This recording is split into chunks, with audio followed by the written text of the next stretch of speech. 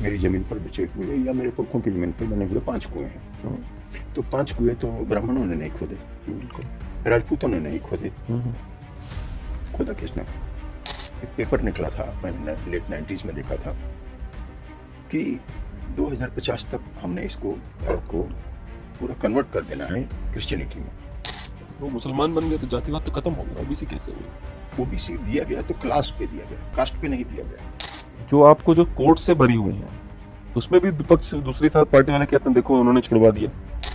Dignity से जीने के लिए जो मुझे पेंशन मिलती थी उसमें मैं अपना घर पर गुजारा करता था, मैं किराए के मकान में रहता था, बच्चे मेरे पढ़ते थे। मैं सभी से नहीं लड़ सकता, मैं समझ से नहीं लड़ सकता। उस समय की जो परिस्थिति थी उसके हिसाब से 17 साल हमारा मुकदमा चला, मैंने किसी से चर्चा नहीं की कि मैं कहाँ लड़ रहा हूँ। मालेगांव ब्लास्ट इसीलिए महत्वपूर्ण है क्योंकि उसने देश के और समाज की दशा और दिशा बदली कर दी। जो भी उनके पहले के बयान थे वो उससे उलट गए। तो मटेरियल विटनेसेस गायब, पंखा कोई था नहीं, रात में ठंडा हो जाता था, ठंड लगती थी, नीचे दरी थी। हमारे जैसे व्यक्ति कभी जो दरी पर सोए नहीं, जमीन पर सोए नहीं, उनके लिए बहुत कष्टकारी था। खटमल घूमते थे दीवारों पर, चूहे बड़े बड़े, इतने बड़े बड़े चूहे मुझे मारना चालू किया। मेरा जब बड़ा दांत वगैरह टूट गए, मुझे पटक दिया, मेरे कपड़े उतार दिए, मेरी छाती पर चढ़ के डांस करने लगा। इस पूरी 17-18 साल का निचोड़ क्या है, मोरल क्या है जो आप समाज को बताना चाहते?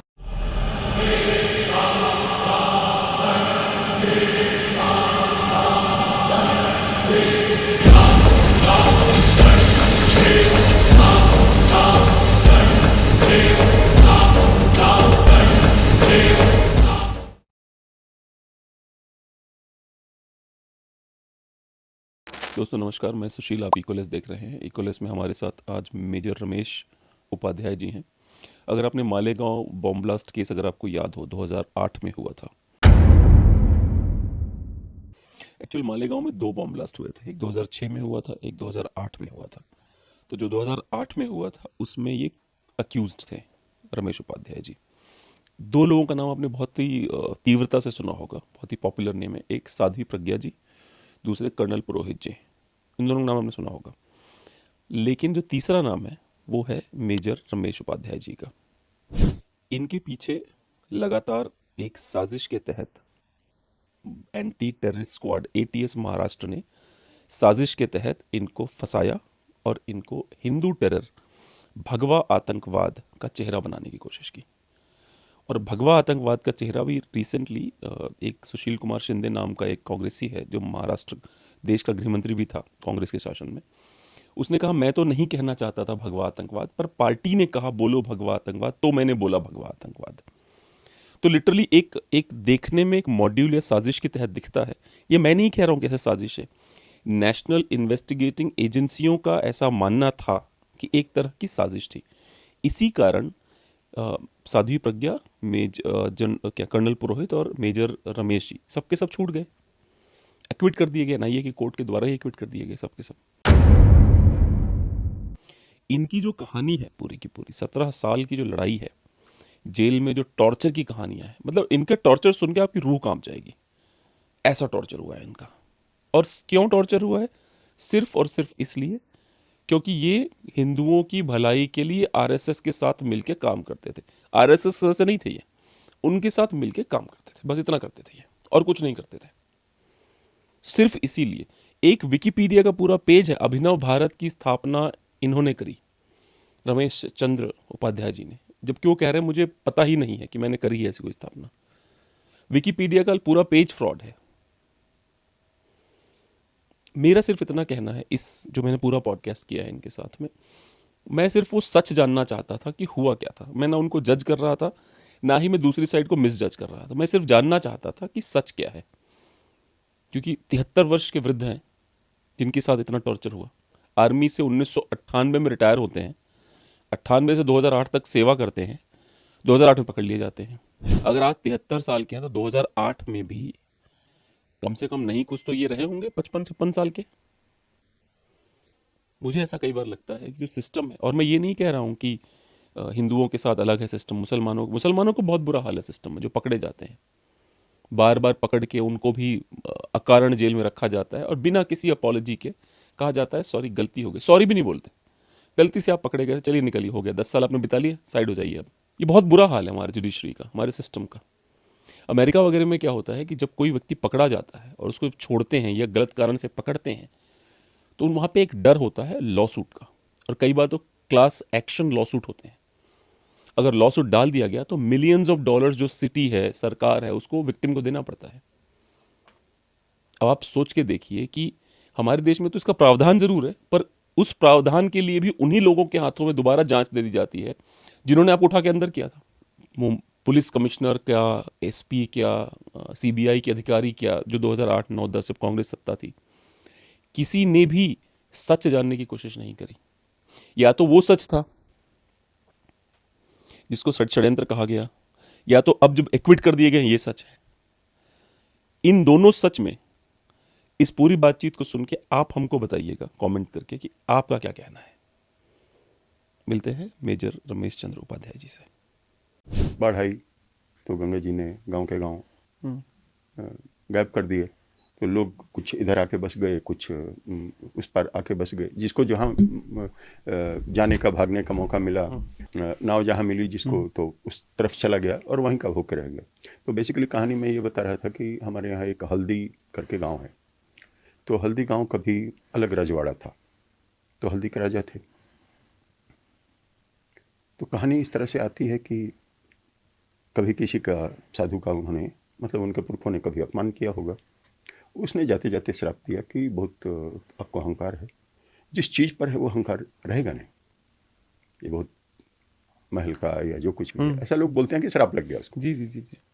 नदियाँ बढ़ी, बाढ़ आई, पूरा का पूरा जलमग्न हो गया। तो उनका महल जलमग्न हो गया, उनका जो आसपास के परिवार थे, राज परिवार के मंत्री वगैरह वगैरह, सब जलमग्न हो गए। कुछ लोग उनके परिवार के जो थे वो बिहार में चले गए, कुछ लोग जो थे वो बलिया में आ गए। उन्होंने एक गांव बसाया, हल्दी गांव है। तो डिस्ट्रिक्ट हेडक्वार्टर से जयप्रकाश नगर के बीच में वो 50, मतलब आधा डिस्टेंस पे आता है। तो मैं उस जगह का रहने वाला हूँ जहाँ पे अल्टरनेट ईयर बाढ़ आती थी। तो जलमग्न होगा, उसके बाद घर के घर गंगा में समा जाएंगे, लोग बहते हुए, मवेशी बहते हुए। तो उत्साहने की क्षमता भी है कि हम पुनर्निर्माण कर लेंगे, गंगा जी हमेशा तो ऐसे रहेंगे नहीं। जब वो पानी कम होगा, छूटेगा, ये होगा, तो हम पुनर्निर्माण करेंगे, हम दोबारा, मतलब जीवट जो है जीने की। तो हमारा कितना भी नुकसान हुआ, हम कितना भी बर्बाद हुए, हम दोबारा खड़े हो जाएंगे, ईश्वर की इच्छा रही तो इस लिहाज से मैं न ज़मीन खरीदता था, न मकान खरीदता था।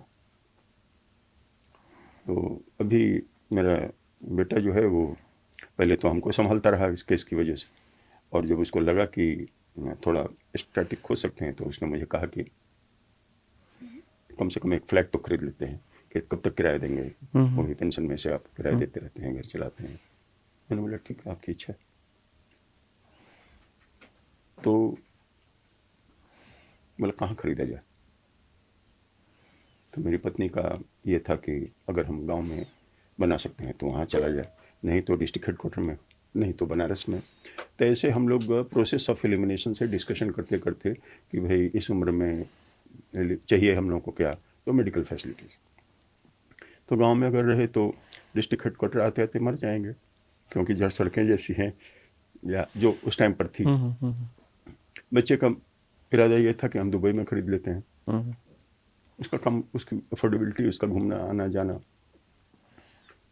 फिर फाइनली चूँकि हम लोग 25-30 सालों से पूना में रह रहे हैं, तो वायुमंडल की दृष्टि से, वहाँ इंडस्ट्रीज़ की जो आईटी कंपनीज़ है उसकी दृष्टि से, वहाँ के मौसम की दृष्टि से, हम आप लोगों ने फाइनली ये किया कि यहीं रहा जाए। तो कुछ बेटे की मेहनत, कुछ हमारी पत्नी का जो कुछ भी उन्होंने बचा के रखा था, जो भी मैं खर्च के लिए उनको पैसे देता था, उसमें से जो भी उन्होंने बचा के रखा था, वो सब मिला के हम लोगों ने वो जो शुरुआती पैसे जमा करने पड़ते हैं वो सब किए। बच्चे की नौकरी होने की वजह से वो लोन वगैरह का हो गया। एक नई सोसाइटी बनी पूना से करीब 15-20 किलोमीटर दूर है। अच्छा गेटेड सोसाइटी है। हम लोग उस वैसी सोसाइटी में पहले भी रह चुके हैं। तो फाइनली हम लोगों ने वहाँ पर एक 2 BHK उस खरीदी। पे जो जो आप कह रहे हैं कि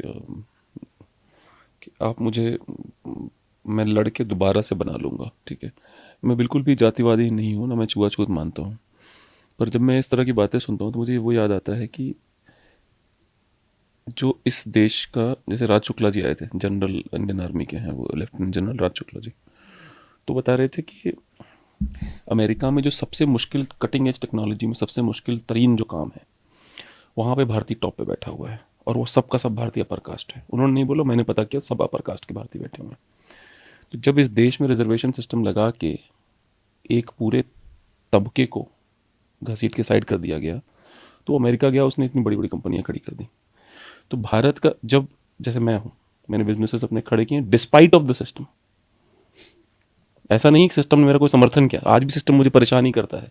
मेरे बिजली का बिल फर्जी आता है, इधर उधर का इनकम टैक्स के नोटिस आते हैं।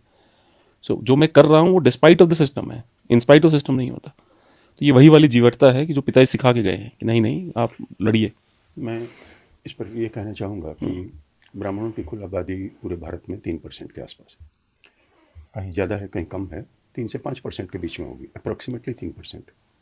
3% को किसी भी समय से आरक्षण नहीं था। राजाश्रय जरूर था, राजाओं का आश्रय था। तो राजाओं के आश्रय बहुत लोगों के पास थे। जैसे म्यूजिशियन था, उसके पास भी था। तो जो म्यूजिक कराने के लोग हैं उन्होंने तो तबला बजाना नहीं छोड़ा। राजा का आश्रय चला गया तो भी नहीं छोड़ा। ब्राह्मणों का राजाओं से दूर हो गए तो मंदिरों में मठों में आए। वहाँ से भी जब सरकार ने उसका अधिग्रहण कर लिया तो घर घर में घूम घूम के पूजा पाठ करने लगे, पूजा पाठ कराने लगे। अभी जो 10 रुपये 11 रुपये की दक्षिणा थी वो कहीं कहीं 100 रुपये, कहीं कहीं 501 रुपये हो गई हैं। अभी भी शादी में लोग 2 लाख 3 लाख रुपये नाच गाने बाजे वाले को देते हैं, लेकिन 1100 रुपये से ज़्यादा कोई अगर पंडित को दक्षिणा देता हो तो बहुत बड़ा आदमी माना जाता है, और दुखी भी होता है ऊपर से। और दुखी भी होता है। तो वो 1100 रुपये भी मिलता है तो भी वो उसको आशीर्वाद ही देता है, आशीर्वाद देकर वो चला जाता है। रात भर उसका वो उसने पूजा पाठ किया, सारा दिन लगाया, और 1100 रुपये में वो लेके चला जाता है। उसको दुख हो ना दुख हो, संतोष हो ना संतोष हो, जितना उसकी इनकम है उसमें वो गुजारा करता है। तो मुझे लगता है कि कोई हमको गाली दे या न दे, ये उसकी विद्वता या उसका आचरण या उसका अहंकार या उसकी सिखलाई या उसका संस्कार है। उस संस्कार से मेरी जीवटता पर कोई असर नहीं है, क्योंकि हमको राजा का आश्रय तो पहले भी नहीं था। राजाश्रय में राजा के यहाँ अगर कोई मंत्री ब्राह्मण हुआ तो हुआ, तो वो अपनी काबिलियत पर मंत्री था, क्योंकि वहाँ पर बहुत सारे। काबिलियत पे ही तो टेस्ट होता आ रहा है, कहाँ एक बार रिजर्वेशन नहीं मिला।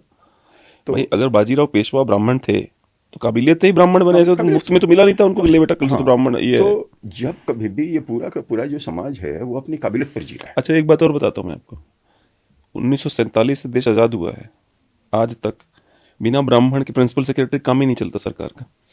मैं तो एक बार बैठ के देख रहा था, तो ये मिश्रा वो मिश्रा, ये पंडित वो ब्रजेश मिश्रा, तो ये मैंने भला भैया क्या मतलब प्रिंसिपल सेक्रेटरी पंडित ही होता है? भाई चला के दिखाओ ना, आज भी चला के दिखाओ। तो मेरा कहने का मतलब ये है कि आरक्षण देना न देना ये एक पॉलिटिकल डिसीजन है। इसका समाज में के उत्थान से कुछ लेना देना नहीं है। पर समाज को दबा तो रहा ही है ना मैं आरक्षण। आपको एक चीज़ और बता देता हूँ। मैं औरंगाबाद जिला है, अभी संभाजीनगर जिला जी नाम जी हुआ जी है जी। महाराष्ट्र में। मैं उस जिले में RSS का कार्य कर रहा था कुछ दिनों तक। तो उन्होंने मुझे सेवा बस्ती में भेजा हुआ था। अब सेवा बस्ती में जाइए पढ़ाइए, सेवा बस्ती मतलब दलितों की बस्ती। तो मैं वहाँ जाता था, पढ़ाता था, आग्रह करके पानी मंगाता था, बच्चों को पढ़ाता था, छोटे छोटे बच्चों को। स्कूल उनके जो पेंसिल चाहिए, चौक चाहिए, वो स्लेटें चाहिए, ये RSS की तरफ से मुहैया होती थी। मैं उनको जाके बांट के आ जाता था, उसी पर खड़िया से सीखना सिखाता था, उनके साथ बैठता था। तो एक दिन उसमें से किसी एक बच्ची ने मुझसे पूछा कि चाय पियेंगे? तो मैंने बोला ज़रूर, बनेगी तो ज़रूर पी लो। उन्होंने घर में जाके अंदर चाय पिलाई, दो चार जो उनके पिताजी अंकल वगैरह थे वो सब आ गए। आपका नाम क्या है? नाम मैंने बताया। अब्राहम। मैंने बोला हाँ। आप हमारे घर की चाय पियो? मैंने बोला हाँ, क्यों नहीं, साफ होगी तो, साफ सुथरी होगी तो हम जरूर पी लेंगे। तो उन्होंने बताया हमारे गांव में हम यहाँ आके इसलिए बसे हैं शहर में क्योंकि हमारे गांव में हमको कोई पानी, अपने कुएं से पानी निकालने नहीं देता। मैंने बोला कितने साल पहले की बात है? तो बोला अभी भी नहीं निकालने देता। कुआं किसका है? ब्राह्मणों का है, वो पटेल लोगों का है, पाटिल वहाँ पर बोलते हैं। तो पाटिल कुछ मराठा भी होते हैं जो जी, जी। राजपूत हैं, अब कुछ कुणबी भी होते हैं, वो भी इसी होते हैं। वो तो उत्तर प्रदेश में ज़्यादा है। हाँ, तो कुर्मी जिनको बोलते हैं, तो इस तरह से वो जातिवाद था। तो उन्होंने बोला कि नहीं पीने देते। मैंने बोला कुआं किसने खोदा? गांव में मेरी ज़मीन पर बचे हुए या मेरे पुरखों की ज़मीन पर बने हुए 5 कुएं हैं। तो 5 कुएं तो ब्राह्मणों ने नहीं खोदे, बिल्कुल। राजपूतों ने नहीं खोदे, खोदा किसने? ओबीसी और दलित समाज ने। पानी सबसे पहले निकला तो उसमें पांव किसके लगे? ओबीसी और दलित समाज के। ये मैंने उनको कहा। उसने बाद में लकड़ी जामुन की लगी, जामुन की लकड़ी किसने काटी? उसमें लोहा नीचे किसने फिट किया? पूजा पाठ करने के लिए, मंत्र पढ़ने के लिए तो ठीक है, पंडित आ गए। ये सब काम किसने किया? सीढ़ियाँ किसने बनाई? पत्थर की चिनाई हुई तो, और नहीं तो ईंट की चिनाई हुई तो वो किसने लगाए? बाहर जो चबूतरा बना वो किसने बनाया? ये सब ओबीसी और दलितों ने बनाए। सही है? बोला हाँ। मालिक बन के बैठा कौन? तो मुझे लगता है कि कहीं ना कहीं समझ का फेर है। ऐसा मैंने उनको कहा कि समझ का फेर है, जो बनाएगा उसको अधिकार नहीं।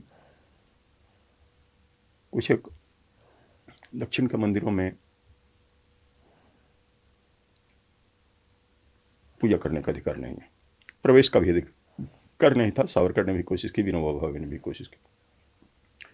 दक्षिण के एक मंदिर में, अलुआ नाम की जगह है, वहाँ पर मैं गया। शंकर भगवान का विशाल मंदिर था। दरवाजे पर मुझे रोक लिया, बोला आप ऊपर जो भी आपने पहना है वो खोलिए, वो पहन के नहीं जा सकते। तो जब मैंने शर्ट उतारी, मुंडू उन्होंने दिया, मुंडू मैंने पहना। उसने जब जनेऊ देखा मेरा तो उसने बोला अब ब्राह्मण है? मैंने बोला हाँ, जाइए। उसने अंग्रेजी में पूछा, पहले मलयालम में पूछा, मुझे आता नहीं था, लेकिन अंग्रेजी में जब उसने पूछा तो समझ में आया, जाने दिया।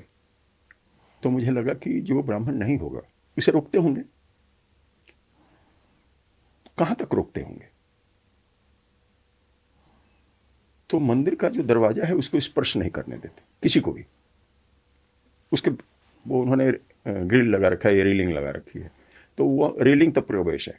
रेलिंग के आगे मूर्ति पूजा का मतलब मंदिर में मूर्ति पूजा नहीं कर सकते। ये सब कहानी मैंने उनको समझाई और उसके बाद कहा कि ब्राह्मणों ने तो कहा ना कि दिल के अंदर मंदिर है, घर में आप गणेश का मूर्ति स्थापित कर लो, जिस किसी का भी करना है कर लो, और उसकी पूजा आप घर में करो। किसने मना किया? सिर्फ ब्राह्मण के घर में ही पूजा होगा ऐसा तो है नहीं। मुगलों के आक्रमण के बाद तय यही हुआ कि मंदिरों को भ्रष्ट कर रहे हैं, इसलिए आप लोग अब मूर्ति लेके, मूर्ति या तो गंगा में डाल दो या किसी और नदी में डाल दो, और घर में मंदिर डाल के, कुछ भी नहीं है तो पिंडी, कुछ भी नहीं है तो एक बना लो और बना के पूजा करो। ऐसा तो विधान है। दिन में जो शादियाँ होनी चाहिए थी वो रात में चालू हो गई, तो वो निकाल दिया कि ध्रुव दिखाना है। पहले ये नहीं था, ध्रुव नहीं दिखाया जाता था, लेकिन अब वो ये हो गया कि वो शाश्वत है, वो दिखाई देता है वगैरह करके। तो पंडितों ने ये सब चीज़ों के विधान निकाले हैं, तो आप घर में पूजा कर सकते हो। तो मैं इससे सहमत नहीं हूँ। आप लोग करना चाहोगे तो उस नीचे से उबर सकते हो, लेकिन आप मुझे डाउन करके और खुद निकलना चाहो तो जहाँ तक मुझे लगता है कि ये सक्सेस होने वाला है नहीं। मुझे जो लगता है, मुझे ऐसा लगता है कि दो ऐसे लोग हैं जिनके ऊपर समाज की जिम्मेदारी है। पहली है महिलाओं पे, थी मतलब है क्या, थी। पहली थी महिलाओं के ऊपर कि आपको कोमल ही रहना है, आपको एक्सेप्टिंग ही रहना है, आपको इमोशनल ही रहना है, और आपको सबको समझाना है व्यभिचार का अधिकार केवल पुरुष का है, वो कुछ भी व्यभिचारी हो सकता है, जो भी व्यभिचार जो भी कर सकता है वो। तो अच्छा, उसके बाद महिला को बार बार बोला गया, जब वो ये सब करने लगी कि घर में बैठ के काम करना और बच्चों को पालना बड़ा करना, तो पुरुष के द्वारा, इवन वो महिला जो उसकी सास थी या कोई और थी, वो सब भी कहते तुम करती ही क्या हो दिन भर में। ये सवाल पूछा गया उनसे, तुम करती ही क्या हो हमारे लिए। इसी प्रकार से समाज में ब्राह्मणों के साथ यही सेम टू सेम हुआ कि उनको जो है, वो जो अपना काम करते थे, जब समाज परिवर्तित हुआ तो उनसे पूछा गया तुम करते ही क्या हो। तो धीरे धीरे मुझे ऐसा लग रहा है कि दोनों ने ही समाज की चिंता छोड़ दी है, और उसके चक्कर में समाज में जो आपको सुपर कुरीतियां नजर आ रही हैं, कि दोनों ने बोला भाई हम जो प्रतिबद्ध है वही लथपथ नहीं रहेगा। मुझे ऐसा लगता है कि ये एक साइड है, एक व्यू पॉइंट। पूर्णतः सत्य है या पूरा सिर्फ यही सही है, मुझे ऐसा नहीं लगता जी उसका कारण भी मैं बता देता जी हूँ। जी क्योंकि जब शंकराचार्य का 2500 साल पहले मंडन मिश्र के साथ डिस्कशन हो रहा था, तो जज कौन थी? नारी थी, उनकी पत्नी। मंडन मिश्र की जी पत्नी जी थी। तो संस्कृत के जब श्लोक बोले जा रहे हैं तो उसमें उसका यथार्थ क्या है, और डिस्कशन का सब्जेक्ट क्या था? ब्रह्म और माया, द्वैत और अद्वैत का डिस्कशन था। तो जिसको इसकी बुद्धिमत्ता नहीं है कि दोनों में डिफरेंस क्या है, उसके एक्सप्लेनेशन क्या होंगे, उसके प्रॉस एंड कॉन्स क्या है, एडवांटेज और डिसएडवांटेजेस क्या है, तो वो डिजमेंट कैसे करेगा? तो निश्चित तौर से वो विदुषी नारी रही होगी। बिल्कुल। अगर वो विदुषी नारी थी तो उस समय बहुत सारी विदुषी महिलाएं थी। दूसरा एग्जांपल देता हूँ, तुलसीदास जी की पत्नी। तुलसीदास जी की पत्नी को जब ये उससे मिलने के लिए आधी रात को गए और बिल्कुल। वो सांप को रस्सी समझ के जब चले मुर्दे के गए, ऊपर नदी पार की है। हाँ, तो अगर वो अनपढ़ पढ़ी लिखी नहीं होती या उसको कोई जानकारी नहीं रहती तो उसने ये कहा होता क्या कि अगर जितनी प्रीति आपने मुझ में लगाई उतनी अगर भगवान में लगाते तो आपका उद्धार हो गया रहता। महाकवि कालिदास और विद्योत्तमा। विद्योत्तमा। जी। तो मैं ऐसा समझता हूँ कि अगर हमको ये कहा जा रहा है कि उसको लिमिट कर दिया गया, तो ये मुगलों के आने के बाद ही हुआ होगा। उसका कारण बता देता हूँ। बहुत साल पहले की बात है, एक हमारे मित्र हुआ करते थे, मुस्लिम थे, तो उनके घर में मेरा जाना जाना था। तो पता नहीं क्या कि बात करते करते वो पर्दों पर बात होने लगी। ऐसे झरोखे हुआ करते थे तो राजस्थान में इस टाइप के थे, तो यहाँ पर ऐसे सास के सामने ऐसी, ससुर के सामने ऐसे, वहाँ की झीनी वस्त्र पहनती हैं वगैरह वगैरह वगैरह। तो जो मेरी जानकारी थी उसके मुताबिक मैंने उनको बताया कि ये वहाँ का मौसम ऐसा है कि आप मोटे कपड़े नहीं पहन सकते। आपने कभी उनका वक्षस्थल देखा है? उनकी जो ब्लाउज पहनती हैं या जो भी, वो बड़े छोटे छोटे होते हैं। अगर उसको पर्दा ही करना है तो सबसे पहले वक्षस्थल का पर्दा करें। कर रही है क्या? तो नज़रों में के झुके रहने में इज्जत है, एक एस्पेक्ट है। दूसरा एस्पेक्ट ये है कि वहाँ का वातावरण ऐसा है, हवा उड़ती है, हवा चलती है तो सैंड जो है उड़ता है, बालों में जाके अटकेगा, चेहरे पर ये करेगा। तो पुरुष फेटा बांधते हैं और मूँछों पे ताव देते रहते हैं, चेहरे पे बालू आता रहता है, झाड़ते रहते हैं। महिलाएं क्या करेंगी? तो इसलिए हो सकता है कि वो उस समय के हिसाब से आवश्यक हो। ऐसी चर्चा वो मुस्लिम फ्रेंड के साथ चालू हुई। तो करते करते हम आ गए जब, तो बोला बेसिक बताओ यार, अरब में करते हैं तो मुझे समझ में आता है, वहाँ का वातावरण वैसा, भारत में। उसका जवाब डिफरेंट था, चौंकाने वाला नहीं था। मुझे सुन के बहुत अफसोस हुआ, उस दिन भी हुआ, आज दोहरा रहा हूँ तो भी अफसोस हो रहा है। वो ये था कि उसका जवाब ये था कि आपके घर की जो कीमती वस्तु होती है उसको आप छुपा के रखते हो कि नहीं? तो वस्तु से महिला को वो कंपेयर कर रहा है, तो तस्लीमा नसरीन अगर लज्जा में लिखती है कि वो उस पे जो टैक्स लगता था उसको माल कहते थे, तो इसलिए इसको कहने लगे, तो कहीं ना कहीं वो उसके साथ कोरिलेट होता है। तो उसने बोला कि हम अपनी महिलाओं को बेशकीमती समझते हैं, इसलिए उसको। मैंने डिस्कशन ख़त्म इस बात पर किया कि I am not convinced, but ठीक है, ओके, आप कह रहे हैं तो क्योंकि मुझे वो कंपैरिजन ठीक ही नहीं लगता था कि आप उसको वस्तु समझें। मेरा ये कहना है इसमें सर, मैं हमेशा से ये कहता आया हूँ कि भाई देखो यार, बहुत सिंपल सा है कि तुम्हें जो करना है अपने रिलीजन में करो, ना मेरे रिलीजन की तरफ देखो, ना मेरी बहन बेटी की तरफ देखो। तुम्हें तुम्हारे रिलीजन में तुम बहन से शादी करो करो भाई, तुम्हारी प्रॉब्लम है, मेरे से मतलब नहीं है। मेरे ऊपर आके ये मत बोलो, क्योंकि मैं ऑलमोस्ट एथीस्ट हूँ। मतलब आप ये मान के चलिए, मतलब बजरंग बली के चक्कर में आप ये कह सकते हैं कि मैं थोड़ा सा आस्तिक हूँ, अदरवाइज मैं ऑलमोस्ट एथीस्ट हूँ। मेरा सिर्फ इतना कहना है कि मेरी पत्नी बहुत बड़ी आस्तिक है, उसके अधिकार को कोई भी मुसलमान, कोई भी और विधर्मी आके ये नहीं रोक सकता कि ये मंदिर पूजा तुम नहीं कर पाओगी। उसके लिए भाई मैं, मतलब उसके लिए मुझे जो करना पड़े वो मैं करूंगा। मेरा सिर्फ इतना कहना है इसमें। मैं जेल में था तो मेरे जो उस यार्ड में था, तो उसमें मैं चूंकि टेरर केस में था तो इसलिए हाई सिक्योरिटी में रहता था। तो और भी जो वैसे मैंने सुना हाई सिक्योरिटी वाला बड़ा फायदेमंद होता है, मतलब जो बाकी लोग होते हैं ऐसे भीड़ पकड़ रखे, हाई सिक्योरिटी वालों को थोड़ा इंतजाम ठीक किया जाता है। ये सही है, ये गलत है ये? मैं उस पर आऊँगा, जी पहले जी, कहानी सुना प्लीज़ देता हूँ। प्लीज़। हाँ, तो एक उसमें ब्लास्ट केस का एक दूसरा मुस्लिम और उसके सेम या अलग? नहीं, किसी और किसी और? ब्लास्ट केस जी में जी जी जी। के दो तीन एक मुस्लिम और उसके दो ये थे। तो उसको लगता था कि ये अगर किसी से डिस्कशन करना है तो मुझसे करना है। तो कई बार वो मुझसे डिस्कशन करता था, मैं अवॉइड करता था। तो उसने बोला, आपके सबसे बड़ा पाप क्या है आपके यहाँ? तो मैंने बोला, पाप में सबसे बड़ा सबसे छोटा हमारे यहाँ ऐसा ये नहीं, जो पाप है, जो अधर्म है वो पाप है, क्या सजा है, ये है वो है। तो वो अपना, उसका धर्म बहुत बड़ा है, बहुत श्रेष्ठ है, ये वो बताने की कोशिश कर रहा था। तो उसने अपने धर्म के जो या पंथ के या जो मजहब है उसके खूबियाँ उसने बताई। तो उसने बताया कि दुनिया अगर ठीक से चलनी है तो इस्लाम को अपनाना ही होगा, उसी तरह से चलेगा। मैंने बोला, नहीं मानते फिर? तो बोला, या तो जजिया देना पड़ेगा या सख्त से जो जजिया तो आप उस पर लगाओ ना जो आपके धर्म वाला है और आपके पंथ को पालन नहीं करता। हम हिंदू तो आपकी जीवन जो पद्धति है उसमें हम इंटरफेयर ही नहीं करना चाहते, न उसके नज़दीक जाना चाहते हैं, हम पर क्यों? तो बोला, आप मानो या न मानो, हम मानते हैं कि इस्लाम सबसे श्रेष्ठ है और इसके अल्लाह के अलावा और किसी को दुनिया में रहने का अधिकार नहीं। तो मुझे ये कॉन्सेप्ट मालूम था पहले से। जी जी जी। इसकी पुष्टि उसने की, क्योंकि उसकी सोच यही है।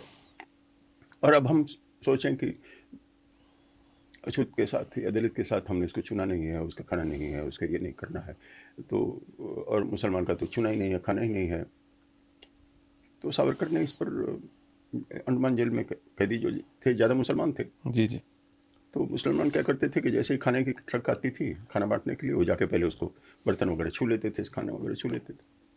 ये जो हिंदू थे जो 4-10 भूखे रह जाते थे। उन्होंने जाके सावरकर को बताया। किसी ने, सावरकर ने बोला कि जैसे ही वो हटें,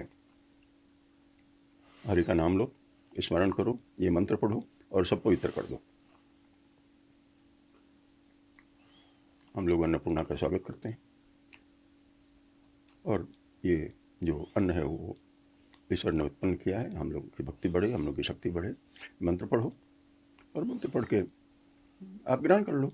आपके मंत्र पढ़ने के बाद वो देखो अब क्या करता है। वो मंत्र पढ़ा हुआ भोजन है, उसको खाता है क्या? तो चूंकि जेल में ऑप्शन नहीं था, तो इसलिए जहाँ जहाँ समस्या होगी वहाँ वहाँ कोई ना कोई समाधान निकलेगा ही। तो मंदिरों में अटैक हुआ मुसलमानों को और सारे के सारे हिंदू पंडित भाग गए। तो खाली पंडित ही रहते थे क्या? सुरक्षा कर्मचारी नहीं थे क्या? उसमें सफाई करने वाले लोग नहीं थे क्या? उसमें दुकानें नहीं थी क्या? उसमें पूजा सामग्री नहीं बिकती थी क्या? तो पूरा एक आज जब मंदिर का पुनरुत्थान हो रहा है तो पूरा इकोसिस्टम खड़ा हो रहा है मंदिर का, बिल्कुल। मंदिर इकोनॉमी का। तो ये सारे लोग नहीं थे क्या? तो जब हमको इतिहास विकृत करने के लिए विकृत करके पढ़ाया जाने लगेगा तो सारा का सारा दोष तो ब्राह्मणों को ही दिया जाएगा। तो ब्राह्मण कभी भी मालिक रहा क्या? बाजीराव पेशवा को छोड़ के कहीं का राजा रहा क्या? कहीं उसके हाथ में कुछ ऐसा था क्या कि बाकी सबको वो रोक दे? सलाह दे सकता था, लेकिन उसकी सलाह मानना या न मानना तो राजा का कर्तव्य था। राजाओं ने ऐसा क्यों किया? राजाओं ने अगर अपना दिल खुला रखा तो ये कुरीतियाँ आई कहाँ से? तो कहीं ना कहीं हमको जो पढ़ाया जा रहा है, राजा दाहिर भी थे ब्राह्मण, जो पाकिस्तान मुझे। के, जी जी, वो भी ब्राह्मण थे। और एक बात बता दूं मैं आपको, जो ब्राह्मणों को लेके कहा जाता है ब्राह्मण लड़ नहीं सकते, ये नहीं सकते, राजा दाहिर और उनके पिताजी जो हमले होते थे वहां से अरब से, ऐसी मारकाट मचाते थे कि 12-15 साल तक कोई सोचता नहीं था आने की इस मैं दो तरफ। तीन चीज़ और बता देता जी हूँ। जी। जितनी युद्ध विद्या थी हम्म, ये सिखाने वाले सारे ब्राह्मण थे। जी तो मुझे जो क्लासिफिकेशन समझ में आता है वो मैं आपको बता देता हूँ। कि समझ लीजिए एक बोर्ड का एग्ज़ाम हुआ।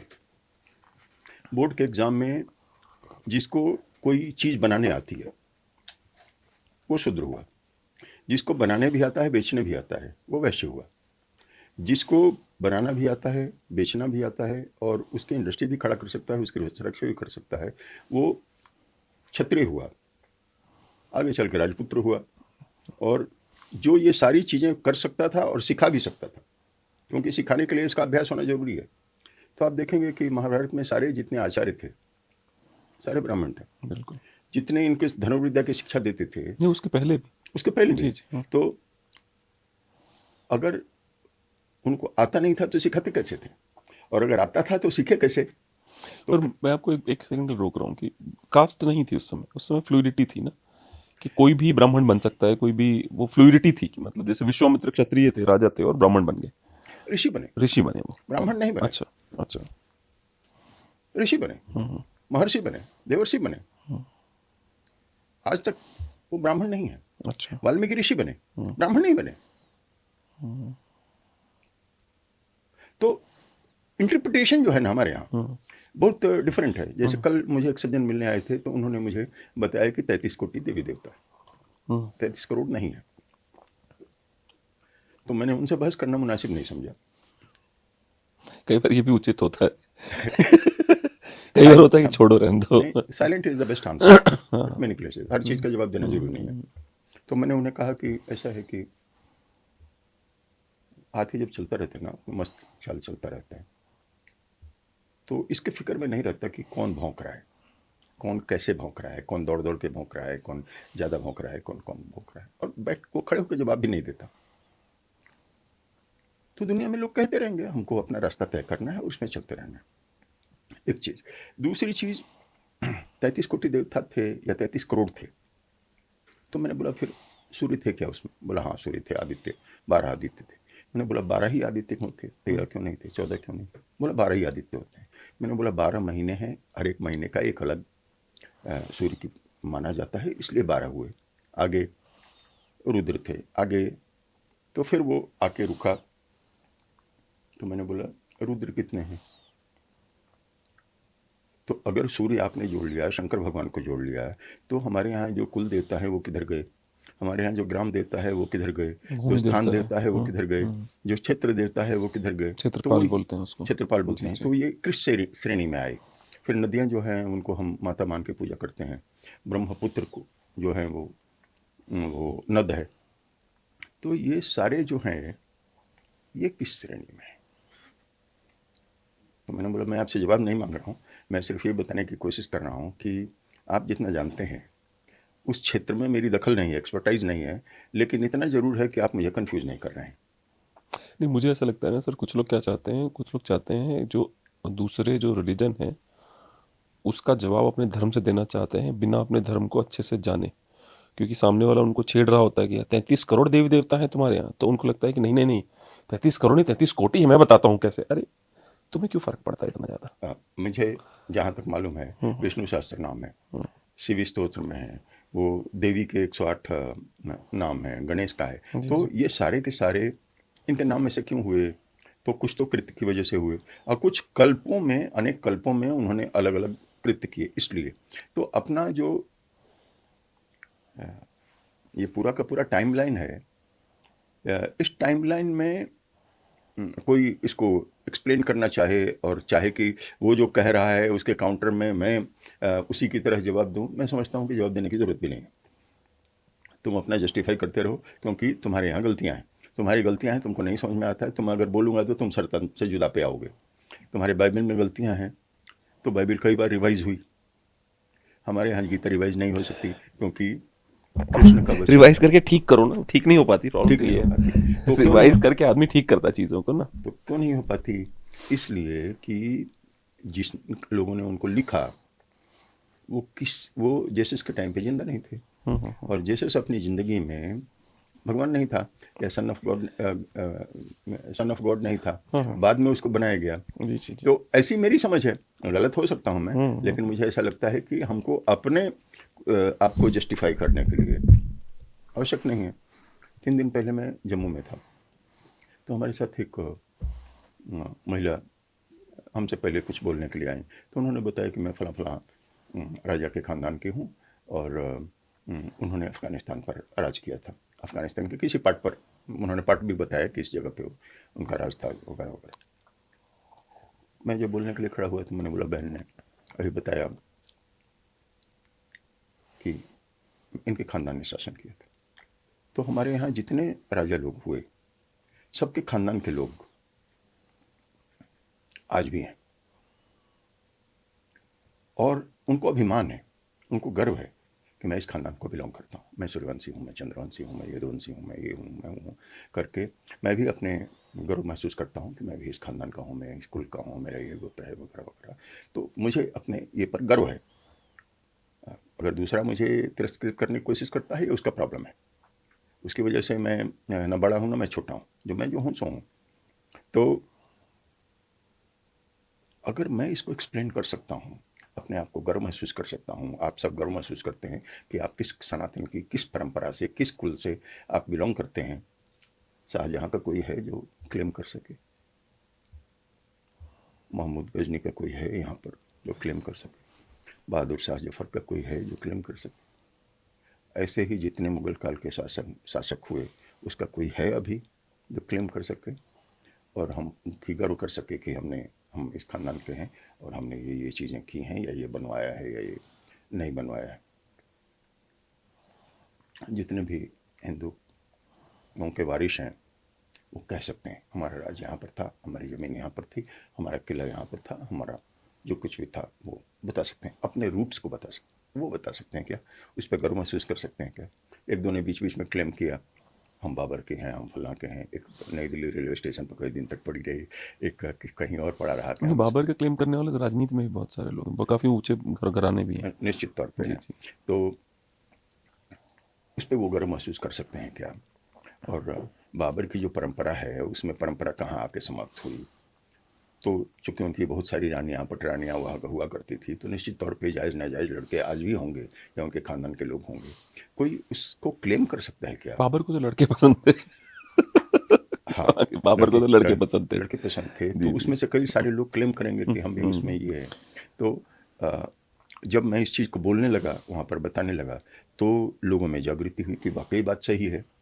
मैंने बोला, आपको बताया जा रहा है कि वो महान है, मुझे भी यही पढ़ाया गया कि इसमें राजा महान है,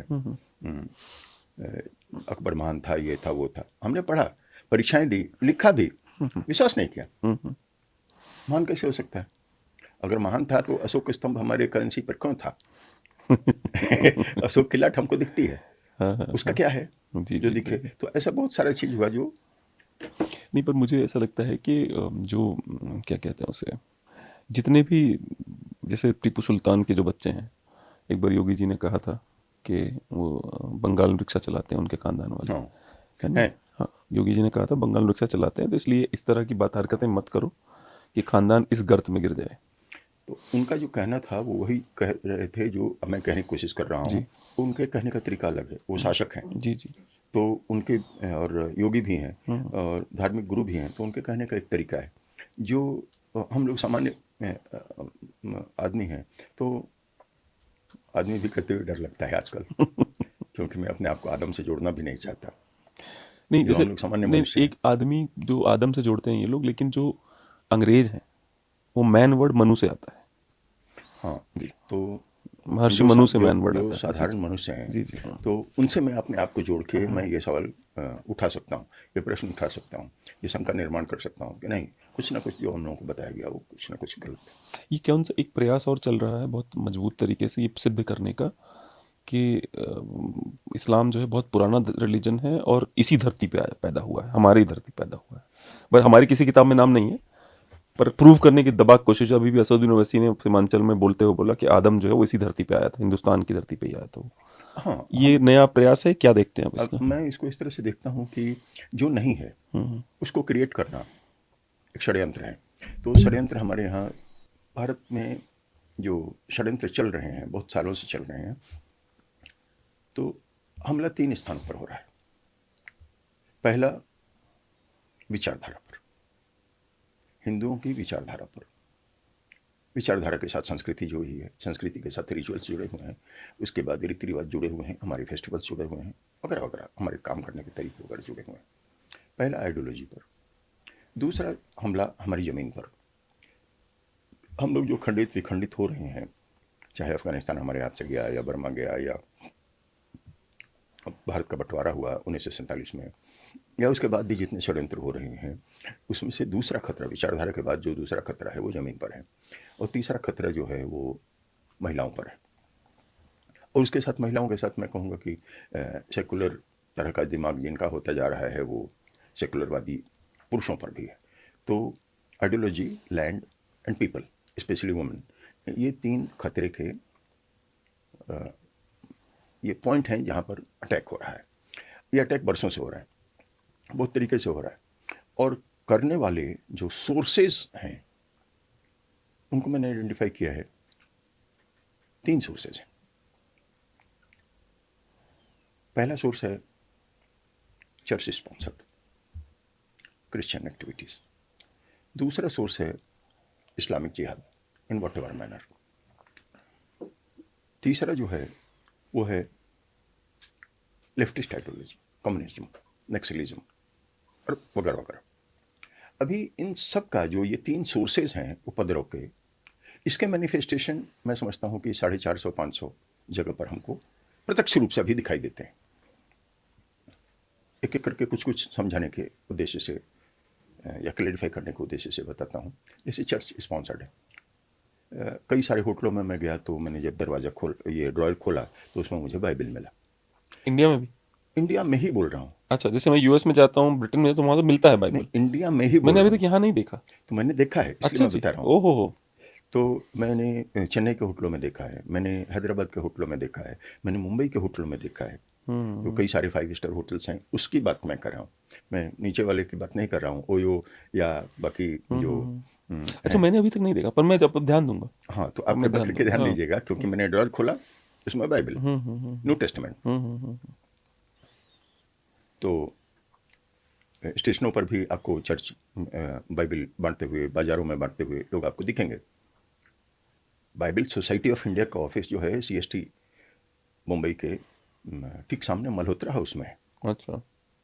स्टेशन से आप बाहर निकल के आते हैं तो पंचमपुरी वाला और मल्होत्रा हाउस, डीसीपी का ऑफिस है जी वहीं जी पर। जी जी। पूरे भारत में जितना फ्री में बाइबल बांटा जाता है, जितने फ्री बाइबल के कोर्सेज होते हैं, जितने, वो सारा वहाँ से डिस्ट्रीब्यूशन होता है। तो फ्री में बाइबल, हर चर्च के साथ एक स्कूल आपको मिलेगा। उस स्कूल में क्रिश्चियन तरह से पढ़ाई जाएगी। उसके ड्रेस अलग होंगे, वहाँ पर आप मेहंदी लगा के नहीं जा सकते, चूड़ी पहन के नहीं जा सकते, कलवा बांध के नहीं जा सकते, वगैरह वगैरह, 50 रिस्ट्रिक्शन। बोलना आपको good morning good evening he है।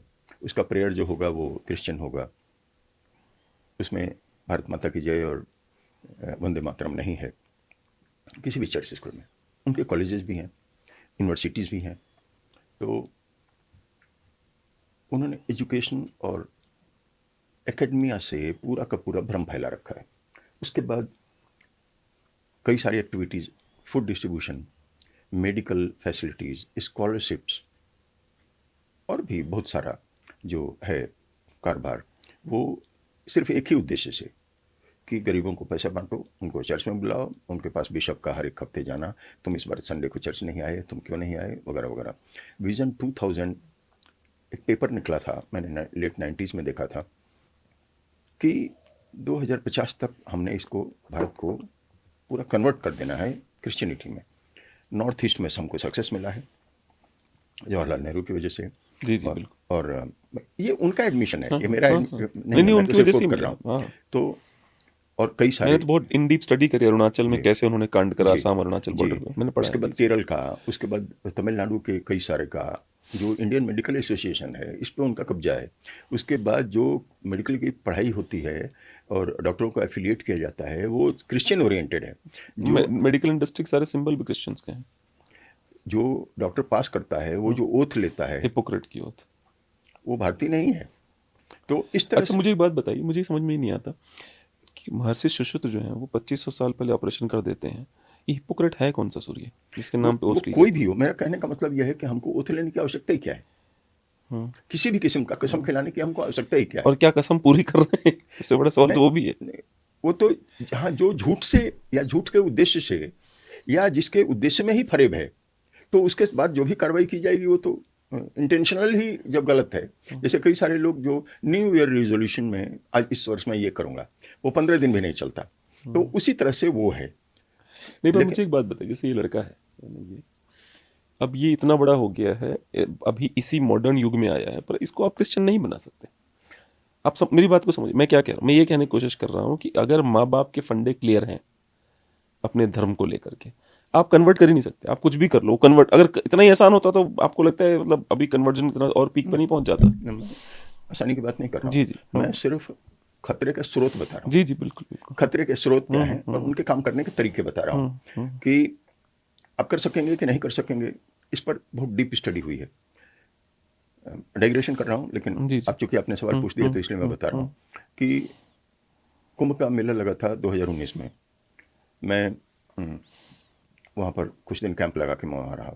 वहाँ 31 जनवरी 2019 को एक धर्म संसद बैठी और उसने इस बात पर बृहद चर्चा की कि हिंदुओं पर क्या चुनौतियां हैं, क्या षड्यंत्र हैं, हिंदुओं को कैसे खंडित और विखंडित किया जा रहा है, कैसे उनको तोड़ा जा रहा है और कैसे उनके मानकों को अपमानित और तिरस्कृत किया जा रहा है, और किस किस तरह से मीडिया, जुडिशरी और सरकारें उनका साथ दे रही हैं। तो इस पर भी बहुत चर्चा हुई। मोहन भागवत जी ने दूसरे दिन उसमें कुछ एक एग्जाम्पल भी दिए, कुछ एक चीज़ें हुई। मेरा कहने का मतलब यह है कि उन्होंने इसके रास्ते भी सुझाए और इस पर चर्चा हुई कि हम लोग आज तक कन्वर्ट क्यों नहीं हो गए। जो 150 से ज़्यादा देश कन्वर्ट हुए, चाहे क्रिश्चियनिटी में हो या इस्लाम में हो, तो उसमें भारत क्यों नहीं था?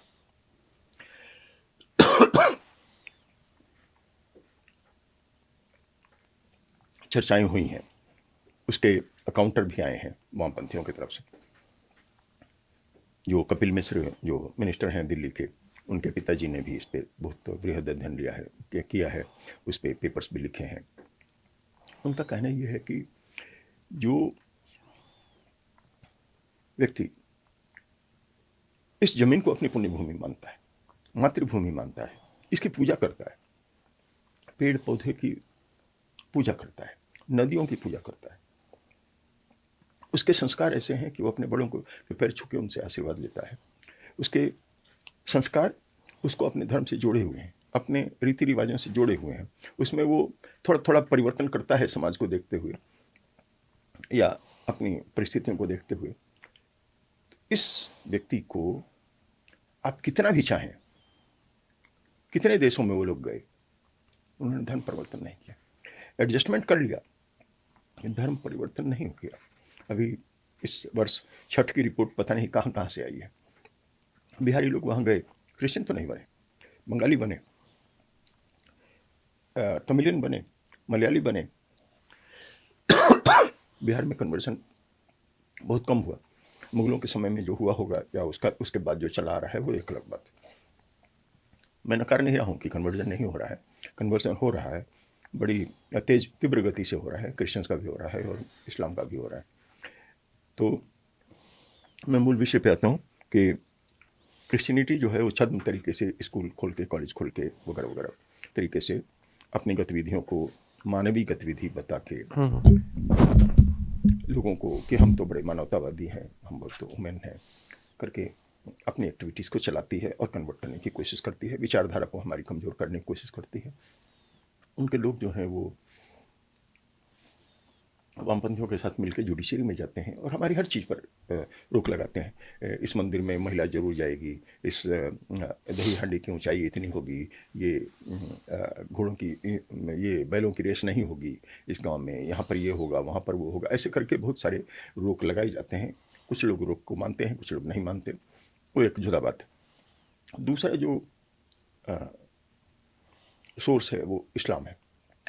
हर चीज़ उनकी एक ही वृत्ति से चल रही है कि हमने, जो भारत है वो दारुल हरब है, इसे हमने दारुल इस्लाम बनाना है।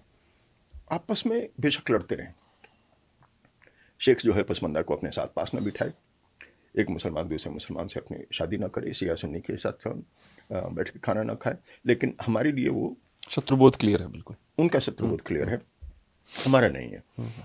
तो हर तरह से वो हमारी ज़मीन पर कब्जा करना चाहते हैं, हमारी महिलाओं पर कब्जा करना चाहते हैं, हमारी बड़ी बेटियों पर कब्जा करना चाहते हैं, सरकार पर कब्जा करना चाहते हैं। वन पॉइंट एजेंडा है उनका। जमात इस्लामी जो है वो एक पूरी की पूरी फौज लॉयर्स की खड़ी करती है किसी आतंकवादी का बचाव करने के लिए। पूरी की पूरी जुडिशरी में वो जा रहे हैं। पुलिस में बंगाल में किसी भी भर्ती में 93 से 95% मुस्लिम ओबीसी आरक्षण में जा रहे हैं। ऐसा ही कई राज्यों में हो रहा है। ओबीसी कोटा का लाभ लेने की कोशिश कर रहे हैं, कई जगह पे सक्सेसफुल भी हैं। यूपीएससी में भी वो बड़े तो ओबीसी कैसे हुए वो? अगर वो मुसलमान बन गए तो जातिवाद तो खत्म हो गया ना, ओबीसी कैसे हुए वो? तो ये एक राजनीतिक मुद्दा है। राज्य सरकारों ने छूट दी है कि ओबीसी दिया गया तो क्लास पे दिया गया, कास्ट पे नहीं दिया गया, अदर बैकवर्ड क्लासेस। तो वो एक नोटिफिकेशन जारी कर देता है कि ये भी बैकवर्ड है और उसमें परसेंटेज दे देता है मुसलमानों को। महाराष्ट्र सरकार के ऐसे कई सारे नोटिफिकेशंस को सुप्रीम कोर्ट में चैलेंज किया गया और इसने सुप्रीम कोर्ट ने कहा कि ये गलत है।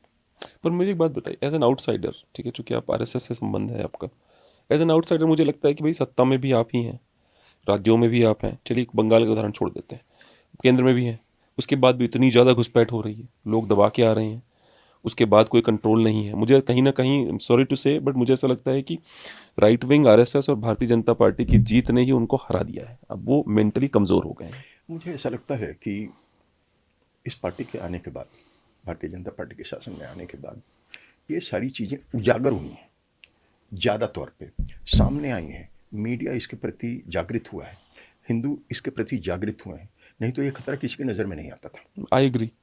तो अगर वो बंद नहीं हुआ है, जागृत हुए हैं विदाउट डाउट। हाँ, तो जागृत जब हो गए तो एक बड़ी उपलब्धि मैं इसको मानता हूँ कि कम से कम जागे तो सही, नहीं तो हिंदू हजारों वर्ष से सो रहा है, उसको खतरे का ही पता नहीं। नेक्स्ट डोर आ गया, अपनी लड़की जब भाग गई किसी मुसलमान के साथ, तब पता चलता है कि ये तो गड़बड़ हो गया, ये तो हमारे घर आता था, इसमें राखी बांधती थी मेरी बेटी, हम लोग उसको राखी का मतलब नहीं पता है, उसको राखी का मतलब नहीं पता, तो हमको हुमायूं की और इसकी कहानी सुना के वो। तो मैं इसको फेलियर के बजाय सक्सेस इस तरह से मानता हूँ कि अवेयरनेस बढ़ी तो बहुत सारी काम। पर मेरा सवाल ये है ना सर, हम सत्ता में इसलिए लाए थे इनको बंद करने के लिए, अवेयर कर दिया। अब शुरू के 5 साल आपने बहुत अवेयर किया, थैंक यू वेरी मच। अगले 5 साल बंद करने में लगाइए, उसके बाद अगले 5 साल सॉलिडिफाई करने में लगाइए। तो आप सबका साथ सबके विकास में पड़ जाते हैं। मैं मतलब आपको जिम्मेदार नहीं ठहरा रहा हूँ, मैं आपको व्यक्तिगत रूप से जिम्मेदार नहीं ठहरा रहा हूँ। व्यक्तिगत रूप से भी जिम्मेवार ठहरे तो मैं इसके लिए चिंतित नहीं हूँ और व्यथित भी नहीं हूँ। जी। उसका कारण ये है कि अगर आप मुझे आरएसएस का व्यक्ति समझते हैं तो आपके अंतर्मन में जो दुख है वो मेरे थ्रू ही आप सुनाएंगे, तो एक्सेप्टेबल है। अगर आप मुझे भारतीय जनता पार्टी का या मोदी का मोहरा समझते हैं तो आप मुझे ही शिकायत करेंगे। अब चूंकि मैं मोदी को भी जानता हूँ, मतलब मोदी को व्यक्तिगत रूप से नहीं जानता, मेरा उनसे इतना ही है जैसे सूरज को सामने नजर आता है तो हम उनको जल देते हैं तो हमें लगता है कि अपना कनेक्शन है, तो मोदी जी से उतना ही कनेक्शन है, मोहन भागवत से उतना ही कनेक्शन है। तो इस लिहाज से, लेकिन मैं उसकी कार्यपद्धति को समझता हूँ क्योंकि मैं उनकी कार्यपद्धति को 25 साल से देख रहा हूँ, उससे पहले से भी देख रहा हूँ। तो मुझे पता है कि वो अगर एक महिला के कुछ हादिस कोट कर देने की वजह से उसको उसकी जान पर खतरा होता है, जुडिशरी उसको डांट लगाती है, उसको छुपना पड़ता है, आजीवन उसको डर लगता है। और जो कतर सबसे पहले उसके खिलाफ आवाज उठाता है और ये उस महिला को निष्कासित करता है, अपने पोस्ट से हटाता है, जबकि वो सच बोल रही है। तो बाकी को तो छोड़िए, हिंदुओं के मन में भी दुख होता है कि वो तो सच बोल रही थी, उसको ऐसा क्यों किया। मेरा कहने का मतलब यह है कि हमको वो राजनीति समझना मुश्किल है, एक चीज। दूसरी चीज, एक एग्जाम्पल के तौर पे आपको बताता हूँ कि पहलगाम होने के बाद हमने किशनगंगा से पानी बंद किया। 1999-2000 में आरएसएस की एक किसी बैठक में चर्चा का विषय जो था वो ये था कि अगला जो महायुद्ध होगा वो किस चीज पर होगा, क्या वो पानी पर होगा। आज से 27 साल पहले इस चीज पर चर्चा हो चुकी थी कि अगर युद्ध हुआ तो पानी का क्या महत्व होगा। तो उस व्यक्ति ने एक पहलगाम होने पर 5 दिन के अंदर अगर पानी बंद कर दिया तो सारे अल्टरनेटिव्स पे चर्चा हो चुकी है, किसी ने सोच रखा है। उन्होंने 25 साल इंतजार किया।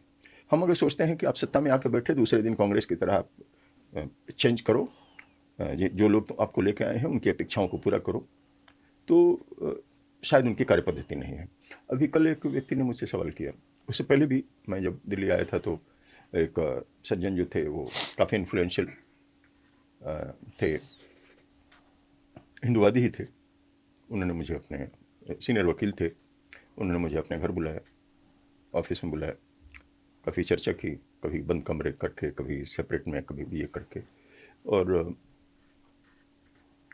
कुछ मेरा सुना, कुछ अपना बताया। और उसके बाद उन्होंने मुझे कहा कि मुझे बहुत अफसोस होगा किसी चीज़ का। मैं बोला मुझे अफसोस इसलिए है कि मोदी जी ने आपके लिए कुछ नहीं किया। मैंने बोला मैंने मोदी जी से कुछ मांगा नहीं, मुझे मोदी जी से कुछ चाहिए ही नहीं। बोला उनकी सरकार है तो वो आपको छुड़ा सकते थे। मैंने बोला मेरी ख्वाहिश में नहीं है छूटना, और छोड़ना तो उनका काम है क्या मोदी जी का।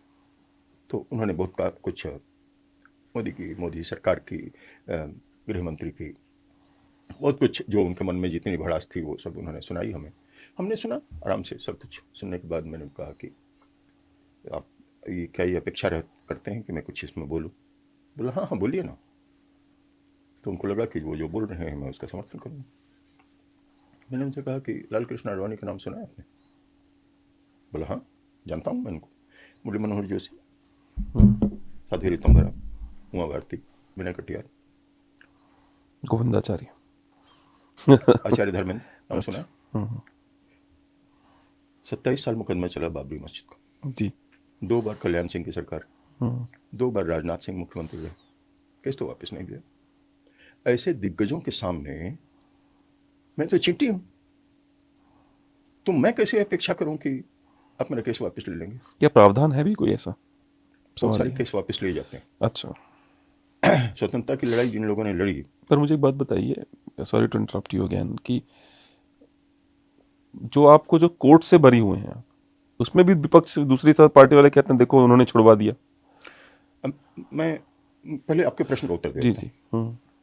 सरकार के पास ये पावर है कि वो किसी भी केस को कभी भी वापस ले सकती है। जब मुख्यमंत्री बने योगी जी तो उन पर 48-39 केस थे क्रिमिनल। जी जी। इनकी सरकार ने वापस ले लिया। विपक्ष ने बहुत हो हल्ला मचाया, लोग हाईकोर्ट तक गए। हाईकोर्ट ने जजमेंट दिया कि प्रावधान है केस वापस ले सकते। केस किसकी तरफ से लड़ा जाता है? सरकार की तरफ से। पीपल वर्सेस नहीं। अच्छा।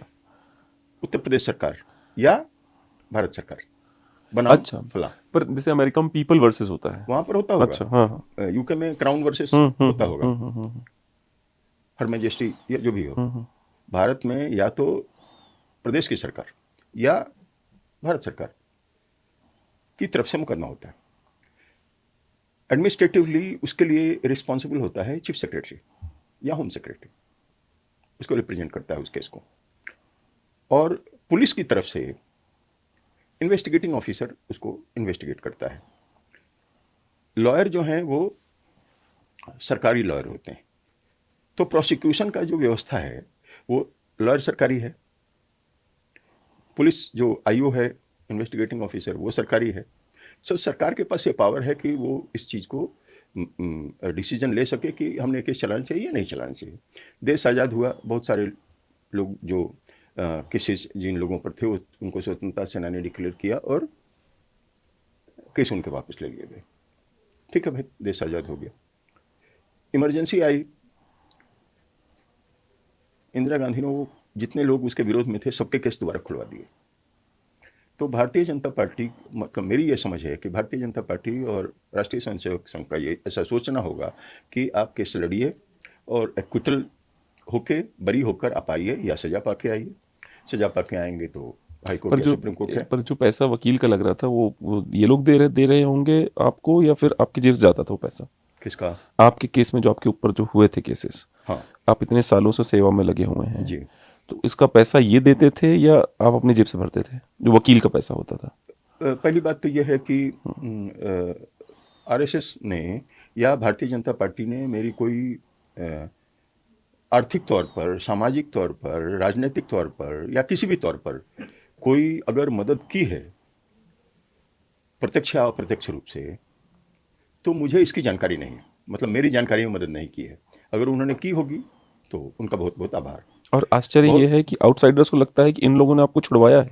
अच्छा, मैं उस पर भी आता हूँ। जी जी वो सारी जो जितनी शंकाएं हैं उनका मैं समाधान करके जी, जाता हूँ। तो मेरे पास केस लड़ने को पैसा नहीं था, ये भी मैं आपको बता देता हूँ। मैं रिटायर्ड अफसर था। डिग्निटी से जीने के लिए जो मुझे पेंशन मिलती थी उसमें मैं अपना घर का गुजारा करता था। मैं किराए के मकान में रहता था, बच्चे मेरे पढ़ते थे। नौकरी छोड़कर मैं सेवानिवृत्ति लेकर आया था और मैं समाज में लोगों को प्रबोधन और जागरण का काम करता था।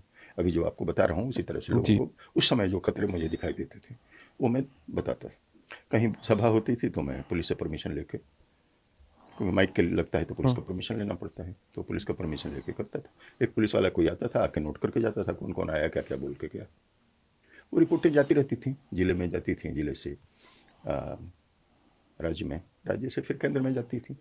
तो वहाँ पर बार बार जो लोग प्रबोधन कर रहे थे उनमें से जिन लोगों के नाम आ रहे थे उसमें साध्वी प्रज्ञा सिंह, मेजर रमेश उपाध्याय वगैरह वगैरह के नाम भी आते थे। तो हम ऑलरेडी मार्क्ड मैन थे। अब चूंकि हम कानून तोड़ने की बात करते नहीं थे, किसी को उकसाते थे नहीं, किसी को भड़काते थे नहीं, तो इसलिए उन धाराओं में हमको नहीं पकड़ा जा सकता था। मालेगांव ब्लास्ट हमने किया नहीं, मालेगांव के हम नज़दीक भी नहीं गए, तो इसलिए हमको डायरेक्टली उसमें इन्वॉल्व नहीं कर सकते थे। तो उन्होंने हमको षड्यंत्र में लगाया। अब रहा ये कि ब्लास्ट हमने तो किया नहीं, किसने किया हमको जानकारी नहीं। पुलिस का अनुमान है कि कुछ लोगों ने किया होगा।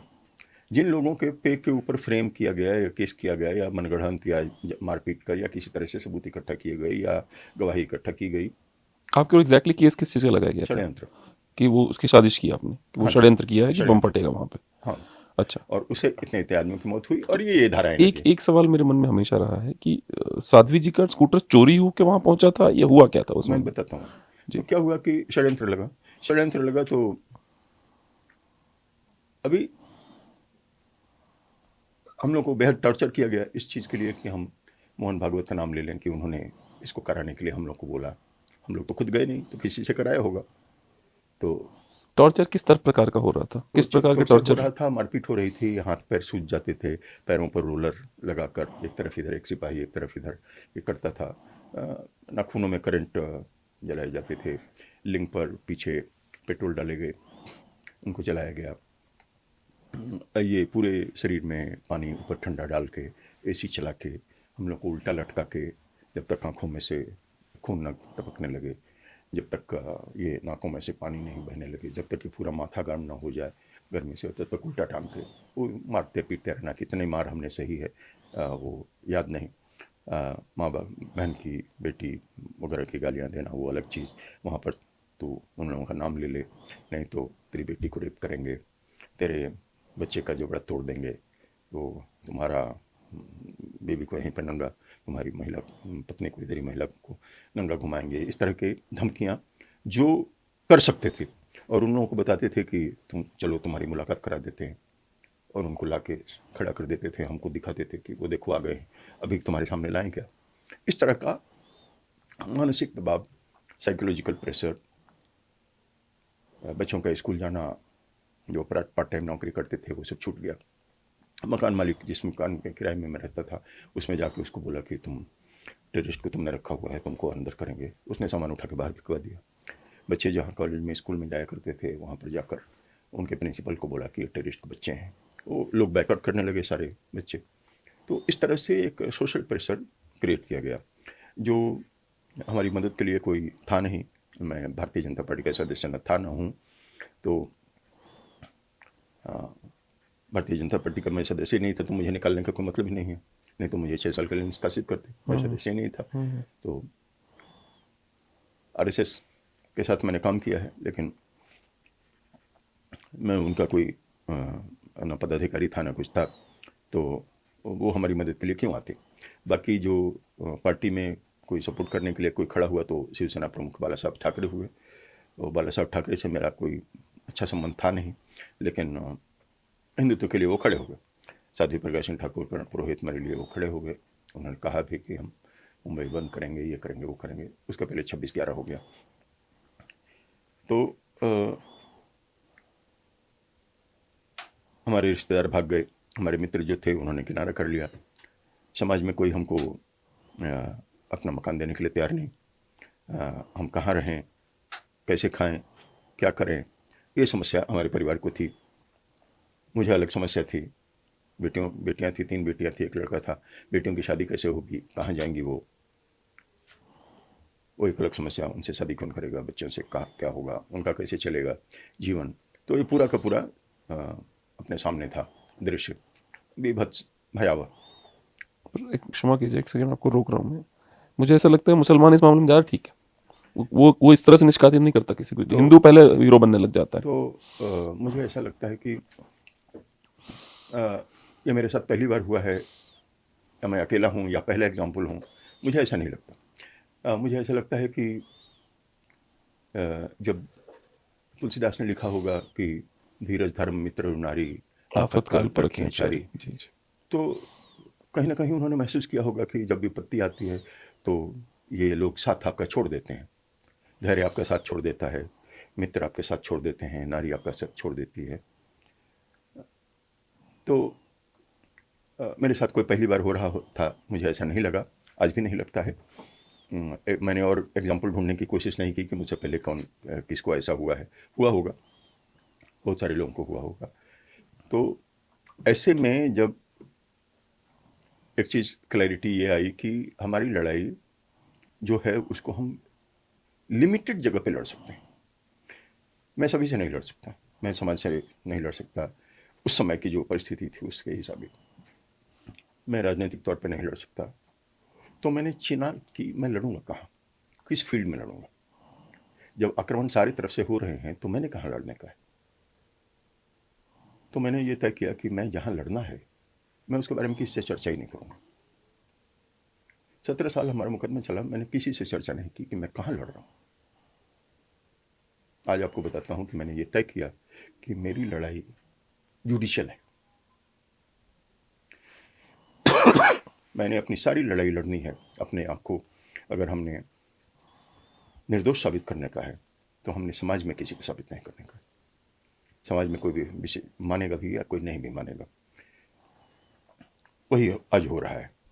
तो मैंने कंसंट्रेट किया कि केस हमारा किस चीज़ पर बना है, केस के पॉइंट्स कौन से हैं जिसको कोलैप्स करने से केस कोलैप्स होता है।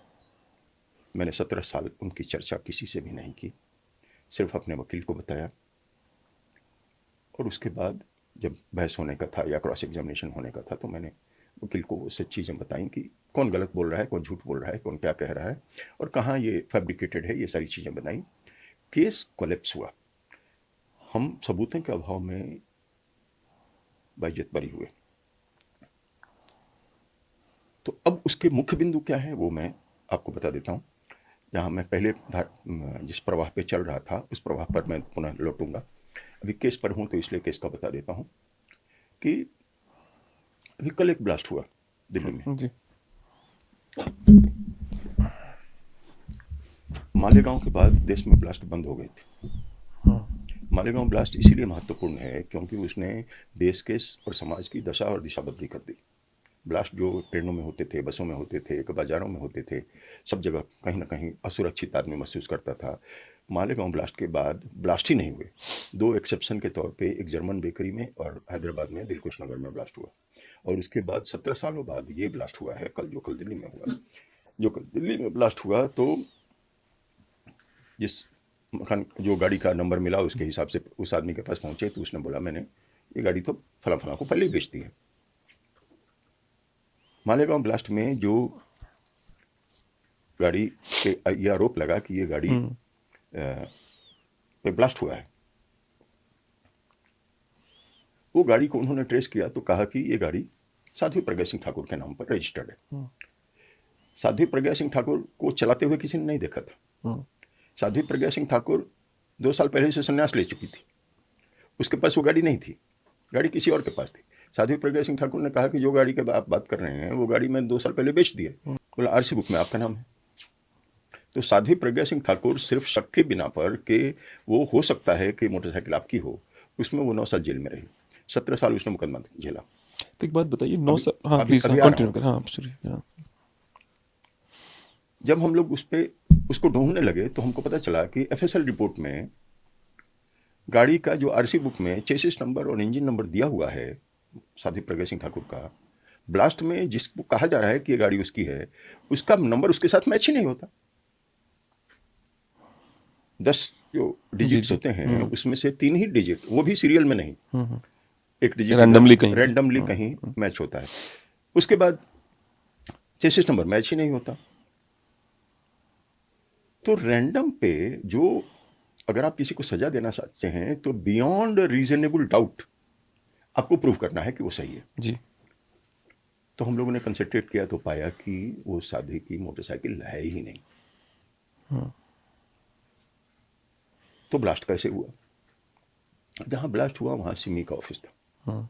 सिमी का ऑफिस बैंड लगा हुआ है इसलिए बैंड था। हमारे साध्वी के वकील का कहना ये था कि वो बैंड होने के बाद भी वहाँ पर वो वो स्टोर करते थे, वहाँ से लेके कहीं जा रहे होंगे और किसी मोटरसाइकिल से ट्रांसपोर्ट कर रहे होंगे, वहाँ फट गया। जैसे कि ऑलमोस्ट ये वाला भी वैसे ही हुआ है। हाँ, दिल्ली वाला भी लगभग दिल्ली ऐसे ही वाला केस है। हाँ। तो अभी एक्सप्लोजिव में दिल्ली वाले में किसी ने इसको बाहर से डिटोनेट किया है, अंदर से डिटोनेट नहीं किया है क्योंकि डिटोनेटर वहाँ नहीं मिला गाड़ी के अंदर। क्योंकि ये है कि 2 घंटे तक वो गाड़ी 3 घंटे तक वहीं खड़ा रहा, तो मुझे जो अंदाजा ही लगा सकते हैं, आइडिया तो है नहीं, कि जिस तरह ज़्यादातर छापे मार के लोग पकड़े गए तो वहाँ पे कंफ्यूज आदमी एक खड़ा था, उसको पता नहीं था करना क्या है, इसका गाड़ी में पड़ा है। तो फिर ये आप सही कह रहे हैं, क्या पता डिटरेंट बाहर से किया गया हो। जो आदमी उसको लेके आया होगा उसको वो एक्सपेंडेबल होगा कि कहीं वो ये ना बता दे कि मैं कहाँ से लेके आया। जी जी जी जी। तो इसलिए उसको गाड़ी में बिठा के और तब डिटोनेट करना किसी ने ऐसा सोचा होगा। बहरहाल पहला पॉइंट हम लोगों ने डिमोलिश कर दिया। दूसरा, हम लोगों पर जो सैंक्शन मिले थे जो केस चलाने के, जिसने उसका सैंक्शन दिया उसके पास उस दिन वो पावर ही नहीं था, अगले 2 महीने तक पावर नहीं था। 17 जनवरी को उन्होंने जो सैंक्शन दिया था हमारे ऊपर मुकदमा चलाने के लिए, उनके पास वो पावर 31 मार्च 2009 तक नहीं था। हम लोगों ने इसको प्रेजेंट किया, इसके फैक्ट्स निकाले होम मिनिस्ट्री से, वहाँ की होम मिनिस्ट्री से, यहाँ के होम मिनिस्ट्री से, और जो डायरेक्टर ऑफ प्रोसिक्यूशन है जो रिकमेंड करता है केसेस को, टेरर केसेस को प्रोसिक्यूशन के लिए, वहाँ पर ये केस गया ही नहीं था। तो ये सब चीज़ें हमने टेक्निकल पॉइंट्स पर उसको रखा कि ये procedure has not been followed और सारा बकवास है, ऑल टोटल बोगस। और करीब जज ने हमसे लोगों से पूछा था कि ये तो मानते हो ना कि ब्लास्ट हुआ? तो हम लोगों ने 2 आदमियों ने हमने मना कर दिया। मैंने बोला मुझे पता नहीं कि ब्लास्ट हुआ कि नहीं हुआ। तो बोला तुम थे नहीं वहाँ? मैंने बोला मैं था ही नहीं। कहाँ थे तुम? मैंने बोला मुंबई में था। ब्लास्ट हुआ तब कहाँ थे? मैंने बोला मैं ट्रेन में था, घर जा रहा था। तुमको पता नहीं ब्लास्ट हुआ कि नहीं? मैंने बोला नहीं। पेपर भी नहीं पढ़ा, टीवी भी नहीं देखा? मैंने बोला पेपर में पढ़ा है, टीवी में सुना है। फिर मैंने बोला विश्वास नहीं करता मैं कि ब्लास्ट हुआ कि नहीं हुआ। 350 विटनेसेज आए, उसमें से 150 विटनेस सिर्फ इसके लिए आए ये साबित करने के लिए कि ब्लास्ट हुआ है। बाकी जो 200 विटनेसेस आए उसमें से 40 विटनेसेस होस्टाइल हो गए। मतलब पुलिस को जो बयान उन्होंने डर के हॉस्टाइल मारे मतलब धमकी बोला हुआ ही नहीं है। दी, उन्होंने बोला हमको मारपीट के गलत लिखवा लिया हमसे, हमको इसके बारे में कुछ जानकारी नहीं। अच्छा, मतलब अगर उनसे कहा गया कि तुमने इसको ये बात करते हुए सुना था, तुमने ये कहते हुए सुना था वगैरह, वो जो कुछ भी हो, जो भी उनके पहले के बयान थे वो उससे उलट गए, तो मटेरियल विटनेसेस गायब। ऐसे ऐसे करके हमने 6 पॉइंट निकाले थे और 6 पॉइंट पे जिसके स्तंभ पे हमारा केस खड़ा था वो हम लोगों ने कोर्ट में कोलैप्स कर दिया और किसी को इसको कानों कान खबर नहीं होने दी कि हमने कोलैप्स किया।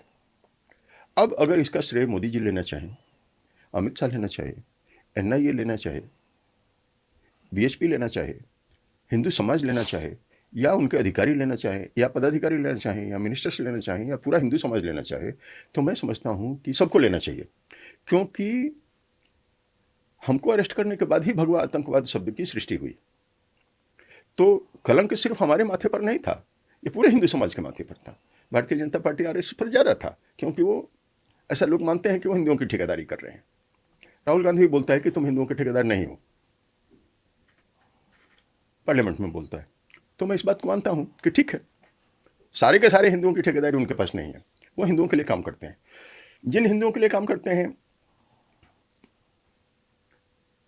तो फिर सबका साथ सबका विकास लेके क्यों चलते हैं? तो उनकी मजबूरियां हैं कि और सरकार में है, विपक्ष में रहते हैं तो सिर्फ हिंदुओं की बात करते हैं। वापस पुराने पे चलते हैं कि जो जो हो रहा था। तो हाँ, हमारी छूटने के बाद लोगों ने कहा कि सरकार उसकी है इसलिए इन्हें छोड़ दिया गया। सरकार मोदी की है, ये मैं मानता हूं। जज भी मोदी जी का है, जुडिशरी मोदी की है, रोज तो उसके पीछे स्ट्रक्चर पास करते हैं। 25 साल से लोग उसको गाली दे रहे हैं, वामपंथी और कांग्रेसी। अब पूरा का पूरा सिस्टम जो है वो जुडिशरी का, वो सारे के सारे जितने सीनियर लोग हैं वो सर कांग्रेस माइंडेड हैं। उनके टाइम पे भर्ती हुए, सोच उनकी वैसी है जैसे ब्यूरोक्रेसी है। ब्यूरोक्रेसी में कुछ लोग हिंदुत्ववादी जरूर हैं, लेकिन वो उनके हिंदुत्ववादी होने पर मुझे शक है, क्योंकि उनका जो सिलेक्शन प्रोसीजर है वो टोटली वामपंथी है। हिंदू नहीं पढ़ेगा तो उसके लेख उसमें नहीं है, वो लिख नहीं सकेगा उसमें आईएएस और यूपीएससी के कंपटीशन में। तो मैं इस बात को मानने के लिए तैयार नहीं हूं कि जो आरोप लगाए जा रहे हैं उसमें कोई सत्यता है। आरोप इसलिए लगाए जा रहे हैं, एक टीवी डिबेट में एक कांग्रेसी प्रवक्ता ने कहा कि हमारी सरकार आएगी तो हम इनको दोबारा गिरफ्तार करेंगे और हम दोबारा मुकदमे चलाएंगे और हम इनको जेल में भेजेंगे, क्योंकि हम मानते हैं कि ये लोग टेररिस्ट हैं और सरकार ने इनको छुड़ाया। मैंने बोला बहुत शालीनता से और ये से विनम्रता से मैं आपसे विनती करना चाहता हूँ कि आपको कानून की जानकारी बहुत कम है। मुकदमा में जो एक्विट हुआ उसको दोबारा सजा नहीं मिलती है, प्रावधान ही नहीं है। सजा मिली है तो बढ़ाई या कम की जा सकती है, लेकिन जिसको छोड़ा जा चुका है उसको दोबारा सजा नहीं दी जाती है। और एक बार फैसला हो चुका है तो रीट्रायल नहीं होता है। रीट्रायल तब होता है कि जबकि इतना बड़ा डिफेक्ट हो जो बिना रीट्रायल के करेक्ट ना किया जा सके, तब वो रीट्रायल होता है, और उसके भी ज्यूरिसडिक्शन के मामले हैं। तो उन्होंने कहा कि हम आपकी बात से सहमत नहीं हैं, हम पक्का ये करेंगे। तो कांग्रेसी इस विचारधारा में है कि हम लोगों ने ये कृत्य किया है, तो हम अगर गंगा में खड़े होकर तुलसी दल हाथ में लेके रामायण पर गीता पर हाथ रख के भी बोलें कि हमने नहीं किया है, मानेंगे नहीं। वैसे तो प्रधानमंत्री गंगा में खड़े होकर बोले मैं सबका साथ सबका विकास का, तब भी नहीं मानेंगे। वो नहीं मानेंगे। तो उसने तय किया हुआ है कि हमने नहीं मानने का है, तो मैं उसको मनाने के चक्कर में नहीं हूँ। जैसे मैंने शुरुआत में कहा कि इस्लामी क्या कहना चाहते हैं हमारे बारे में, मैं उनको उत्तर देने के लिए नहीं हूँ। मैं सफाई नहीं दे रहा हूँ, मैं सिर्फ परिस्थितियां कैसे घटी ये बताने की कोशिश कर रहा हूँ। मेरा प्रश्न ये है सर कि जो साध्वी प्रज्ञा जी हैं वो आप कह रहे हैं आप लोग 2009 में गिरफ्तार होते हैं, 2008 में गिरफ्तार, 2008 में गिरफ्तार, और उसके बाद छूटते हैं 2018 में। नहीं जी, 2025 में 31 जुलाई 2025 को नहीं, एक्विट हुए ना, जेल से बाहर कब आए? 2017 में जेल से बाहर। मतलब जो सो कॉल्ड राइट विंग की सरकार जो थी वो आए हुए 3 साल निकल गए जी, उसके बाद भी झूठ लगातार चलता रहा। हाँ, राइट विंग की सरकार ने झूठ पे ध्यान नहीं दिया।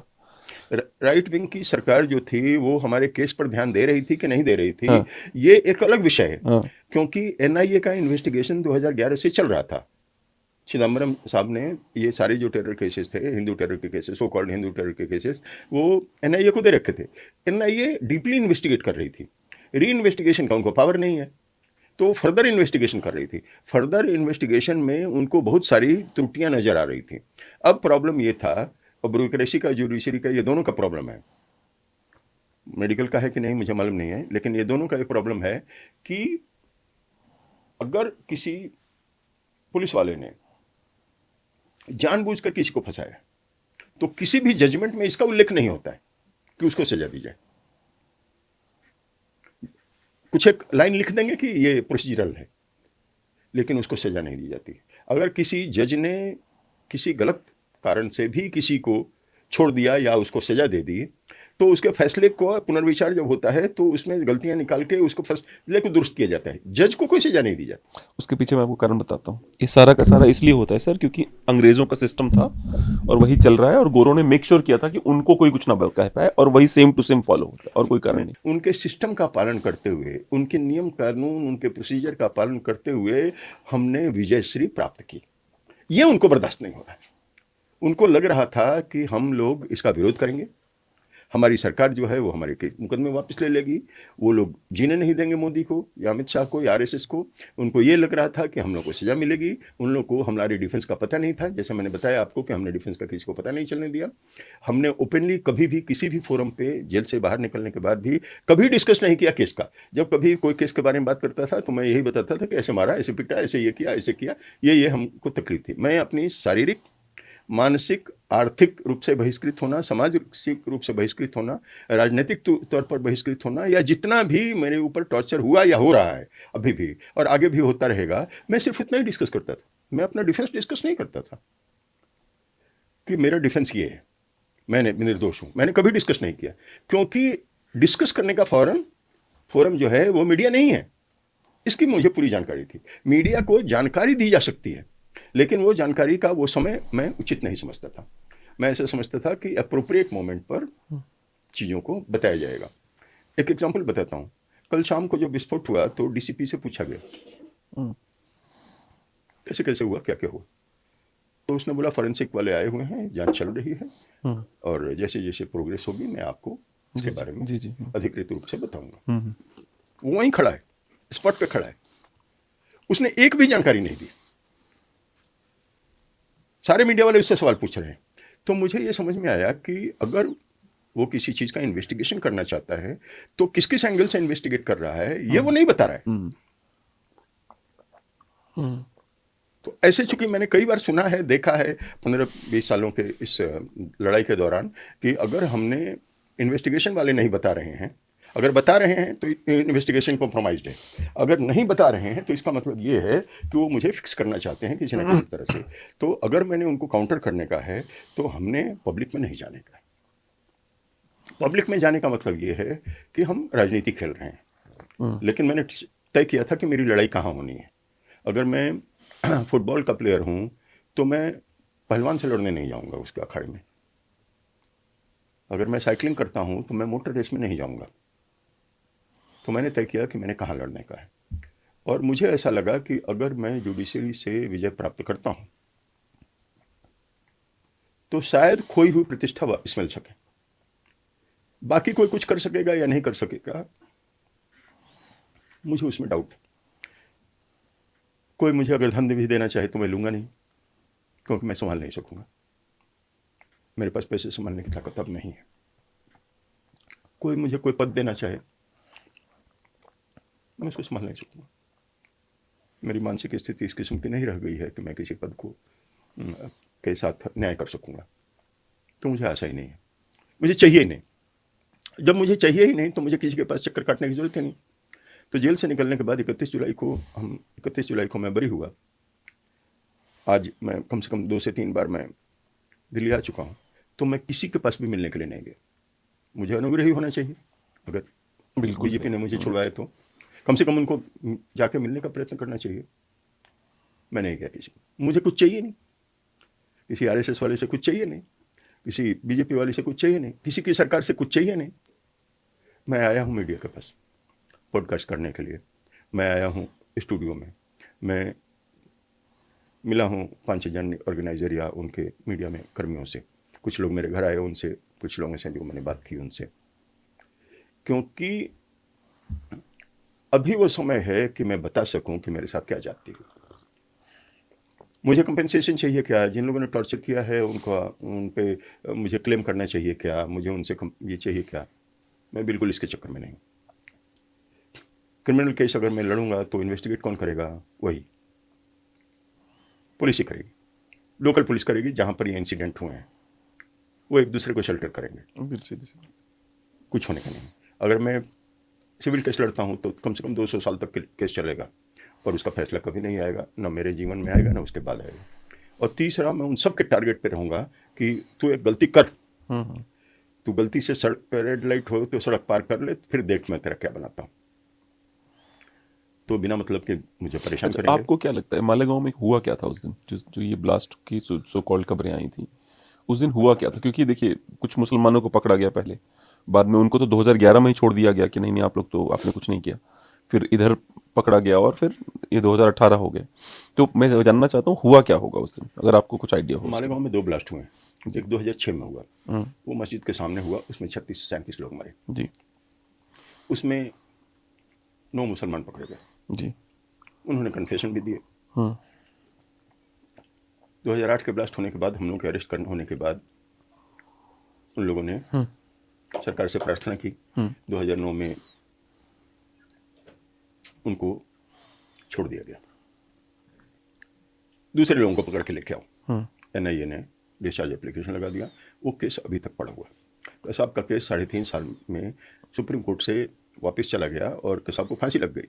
हमारा केस 18 साल तक चला, 17 साल चला। 2006 का केस अभी तक चालू भी नहीं हुआ, चार्जशीट भी फ्रेम नहीं हुआ। हमारे केस में किसी मुसलमान को नहीं पकड़ा गया। जैसा मैंने बताया, वो तय किया गया कि इन लोगों को किसी न किसी केस में फंसाने का है।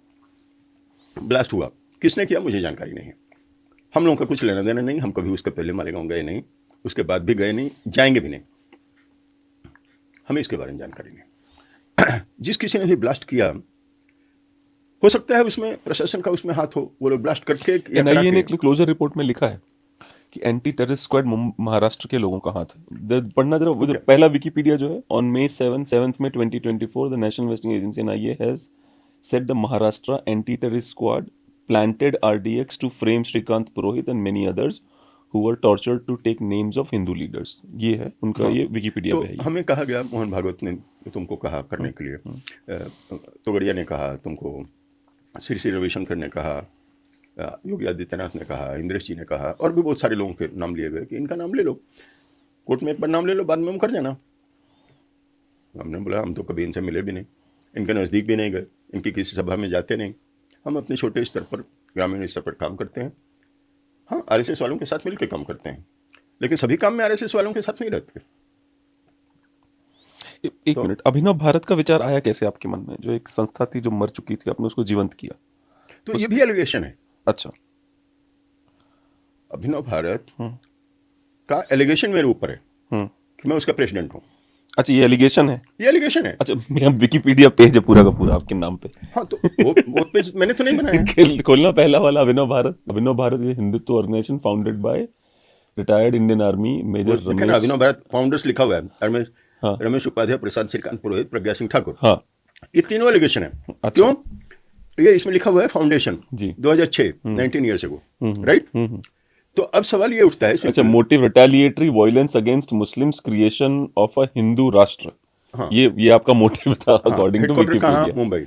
हाँ, उसके बाद जो भी है, हाँ। अब सवाल ये उठता है कि 2006 में हम साध्वी प्रज्ञा सिंह ठाकुर को जानते थे क्या?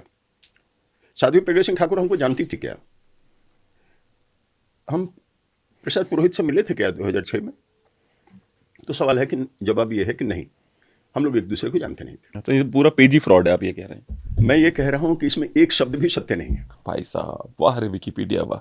आपको पता है जब उन्होंने इलॉन मस्क ने रिसेंटली बोला था कि अगर विकिपीडिया अपना नाम बदल के डिकीपीडिया कर ले तो मैं उसको $1 बिलियन का डोनेशन दे दूंगा। तो यही हाल है विकिपीडिया का। तो ये क्यों बनाया गया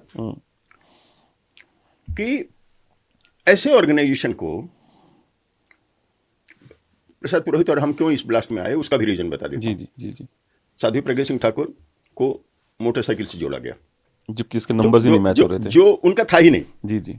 उनका कहाँ है ये उनको मालूम नहीं। उसका कारण ये है कि जिस आदमी को उन्होंने बेचा था उसकी हत्या हो गई और उसके बाद वो कई जगह पर देखा गया। और लास्ट जो खबर मुझे मिली कि कहीं झारखंड में देखा गया है, तो किसी ने बताया नेपाल में है, ऐसे करके लोग कहीं ना कहीं बताते रहे हैं। मोटरसाइकिल। अब अगर साध्वी प्रज्ञा सिंह ठाकुर ब्लास्ट कर रही है तो आरडीएक्स कौन देगा? मुसलमान का तो आप बोल सकते हैं कि स्लीपर सेल है तो पाकिस्तान ने दिया होगा, तो इसलिए आर्मी वाले का होना जरूरी है। तो आर्मी होने वाला जब हमको पकड़ा और पूछने लगे तो पता चला कि ये आदमी तो जिस दिन से रिटायरमेंट लिया है, 1998 में मैंने रिटायरमेंट लिया, उसके बाद न किसी आरएसएस के, न किसी आर्मी के फंक्शन में गया, न किसी अफसर से मिला, और न किसी के घर गया, न किसी क्लब में, मिलिट्री के क्लब में गया, और न किसी के साथ संपर्क रखा हुआ है। तो अब जिस आदमी ने कभी संपर्क ही नहीं रखा तो वो आरडीएक्स कहाँ से लेके आएगा? तो वो थ्योरी नाकाम। तो अब प्रसाद पुरोहित को पकड़ा गया क्योंकि सर्विस ऑफिसर था और कश्मीर में सर्विस कर चुका था। तो उन्होंने ढूंढ के निकाला कि कश्मीर में आतंकवादियों से पकड़ा होगा और उसको छुपा के ये लेके आया। तो कैसे लेके आया? जब वहाँ से कश्मीर से चलते हैं तो जम्मू आते हैं, तो उस टाइम पर जम्मू तक रेल नहीं थी, जम्मू के बाद रेल थी और हर जगह पर चेकिंग थी, क्रॉस चेकिंग थी, पुलिस की भी और आर्मी की भी। तो आरडीएक्स लेके आ रहा था, आतंकवादी से पकड़ा हुआ, और ये कहीं भी जैसे जैसे जैसे जैसे पहुंचा हो, कहीं भी पहुंचा हो, वालेगंज पर पहुंचा हो, और किसी ने कहीं चेक नहीं किया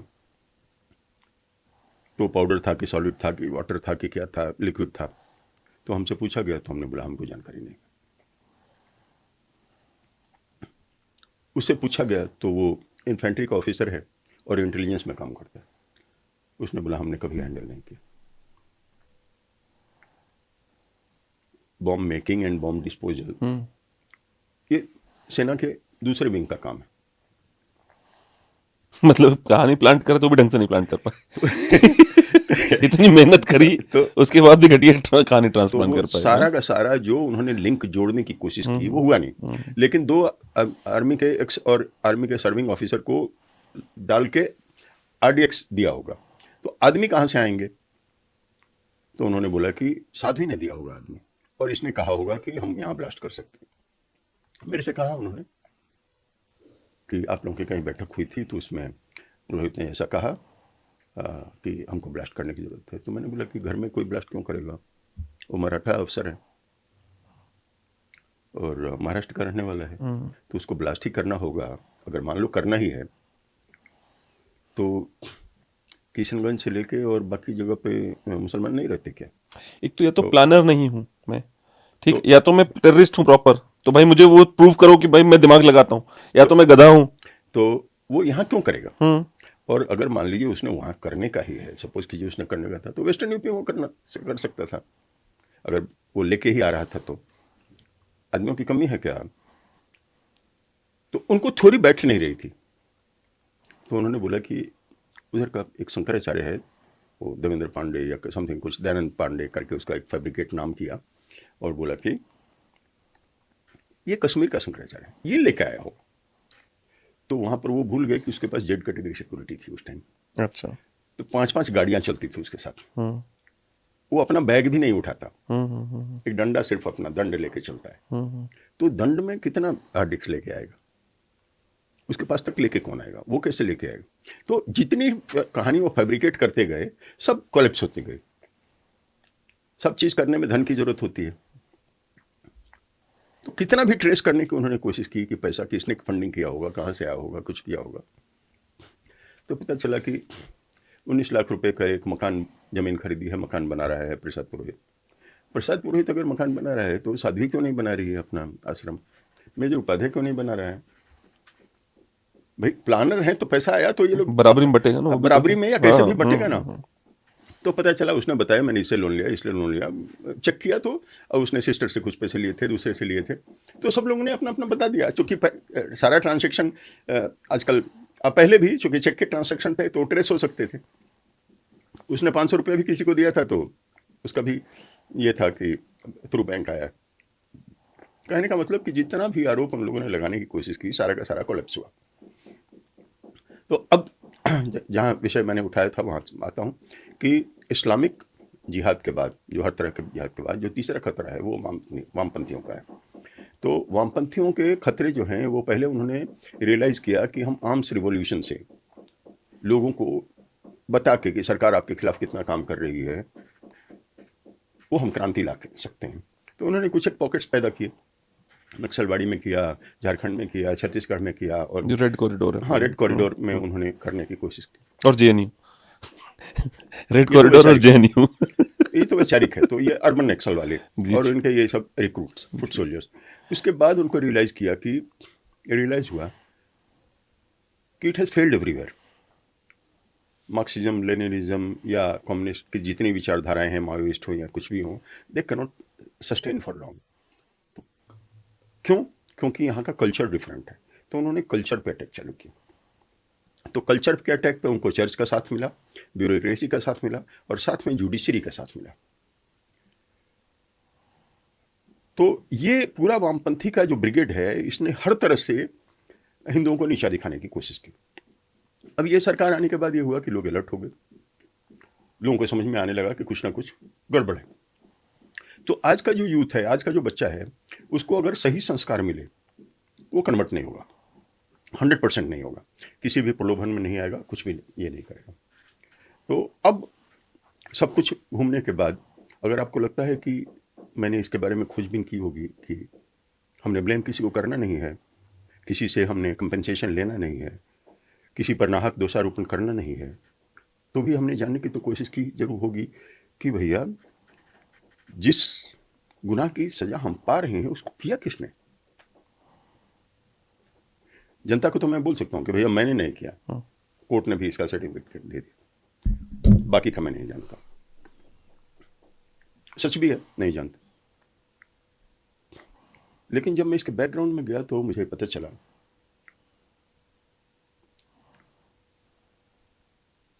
कि लेट 90s में, 1990s में और अर्ली 2000 में, अर्ली 2000 का 2000 से पहले ही ISI की डेस्क 11 ने तय किया कि भारत में एक ऑपरेशन चलाना चाहिए। ऑपरेशन का नाम रखा ऑपरेशन हिंदू, और उसमें उन्होंने कुछ एक पॉलिटिशियंस को अपने पेरोल पे लिया, MSS से डिस्कस किया, CIA से डिस्कस किया, डीप स्टेट इसमें इन्वॉल्व हुआ, और उन्होंने तय किया कि मोडस ऑपरेंडी क्या हो। तो हिंदुओं के विखंडन के षड्यंत्र वहाँ से चालू हुए। पहला अटैक साधु संतों पर, संत आसाराम बापू पे आरोप लगाओ, बंद कर दो। संजय जोशी पर आरोप लगाओ, किसी स्त्री के साथ इनका है, इसको करो। प्रमोद महाजन पर किसी स्त्री के, जो भी जर्नलिस्ट थी, जी जी मुझे पता है, तो उस पर आरोप लगाओ, उसको बदनाम करने की कोशिश को। जितने लोग हो सकते हैं उन पे भाई भतीजावाद, करप्शन, ये मठाधीश या कंप्यूटर बाबा हैं, एसी से निकलते नहीं, जो हैं, जो मठ पे बैठे हुए हैं, वो बंदूक लेके बैठे हुए हैं। इंडिया टुडे में इस तरह के आर्टिकल्स। रजत शर्मा आज हिंदुत्ववादी बनते हैं, लेकिन उस टाइम पर पूरे कांग्रेसी थे। अरे सब थे भाई, अकेले उनको मत पॉइंट आउट करिए, नहीं, ये सब पलट गए हैं, सबकी शक्लें याद है मुझे ना। 2014 से पहले और 2014 के बाद के ड्रम बीटर्स में हिंदुत्ववादियों का जो डिफरेंशिएशन है वो ये सीमा रेखा है कि 2014 के बाद जितने हिंदुत्ववादी हैं, चाहे वो जयपुर डायलॉग्स हों या जो भी हैं, तो वो एक अलग कैटेगरी है। मेरा कहने का मतलब ये है कि षड्यंत्र चालू हुआ, अटैक पहले साधुओं पर, संतों पर, महंतों पर, मठाधीशों पर, उसके बाद मठों पर, उसके बाद RSS के अंदर पोचिंग चालू, उसके बाद विश्व हिंदू परिषद में दुराव फैलाओ, तो गड़िया को अलग, अजय कुमार को लेके आओ, इसको लेके जाओ, उसमें उनकी भी महत्वाकांक्षा रही है, ये इसको नकारा नहीं जा सकता। वो अंतर्राष्ट्रीय, वो प्राइम मिनिस्टर बनना चाहते थे प्रवीण तोगड़िया, उनको लगता था कि अजय बिहारी से मैं ज़्यादा काबिल हूँ, तो मुझे क्यों नहीं। व्यक्तिगत महत्वाकांक्षा अपनी जगह पर, लेकिन कई जगह से ये हुआ। उसमें कुछ एक ब्यूरोक्रेट्स को प्लेस किया गया। हेमंत करकरे CBI में थे, उनको उठा के ATS में लगाया गया। वो जिसके अंडर काम करें, वो ब्यूरोक्रेट चित्तकला जोशी को एडिशनल होम सेक्रेटरी बनाया गया। ढूंढ ढूंढ के लेफ्ट वालों को लाया गया, जो उनकी विचारधारा को समर्थन के लोग करते थे, उनको वहाँ पे प्लेस किया गया। उनको पेमेंट 2011 के बाद से मिला है, बल्क पेमेंट। थोड़ा बहुत मिला होगा पहले, लेकिन बल्क पेमेंट 2011 के बाद कर करे तो मार दिया गया था 2008 हाँ, में। तो उसके बेटों को मिला अच्छा ना। अच्छा। यूएसए में बेटे, एक बेटी है, वो यूएसए में रहते हैं। हम्म। तो बल्क पेमेंट उसके बाद क्या मिला, लेकिन मिला है। अभी जो अ, अपने जो आदमी मुझे पटक के मेरी छाती पे डांस कर रहा था, मेरे जनेऊ को पैरों से कुचल रहा था, वो परमवीर सिंह ये जो मुंबई कमिश्नर बना था। मुंबई कमिश्नर बने, वो उस टाइम पर डीआईजी थे एटीएस के। अच्छा, उसने ऐसी हरकत करी थी आपके जी। साथ में? एक बार बताइए वो घटना क्या हुआ था।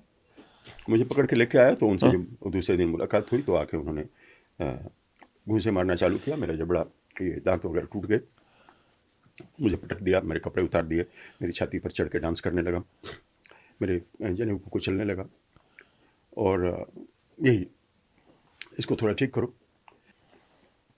गालियाँ बक रहा था, वो एक अलग था, पुलिस वाले तो वैसे भी गालियाँ देते हैं। तो उसकी पत्नी ने 1 लाख रुपए से एक इंडिया बुल्स नाम की कंपनी, जी जी। हेलीकॉप्टर की चली थी, अब आप देखेंगे तो 2000 करोड़ से ज़्यादा की वो कंपनी है। उसमें जितने लोग हैं वो पुलिस ऑफिसर्स के वाइफ्स हैं। उसमें से एक पुलिस ऑफिसर आजकल एनआईए के चीफ है। अच्छा। तो अभी जो ब्यूरोक्रेसी इस टाइप की है, तो उसी में से कुछ एक अच्छे लोग हैं, कुछ एक बुरे लोग हैं, कुछ एक जो इन्वेस्टिगेटिंग ऑफिसर्स में कुछ अच्छे हैं, कुछ बुरे हैं। तो उस पिछली सरकार ने, यूपीए की सरकार ने चुन चुन कर उन लोगों को उस जगह पर प्लेस किया।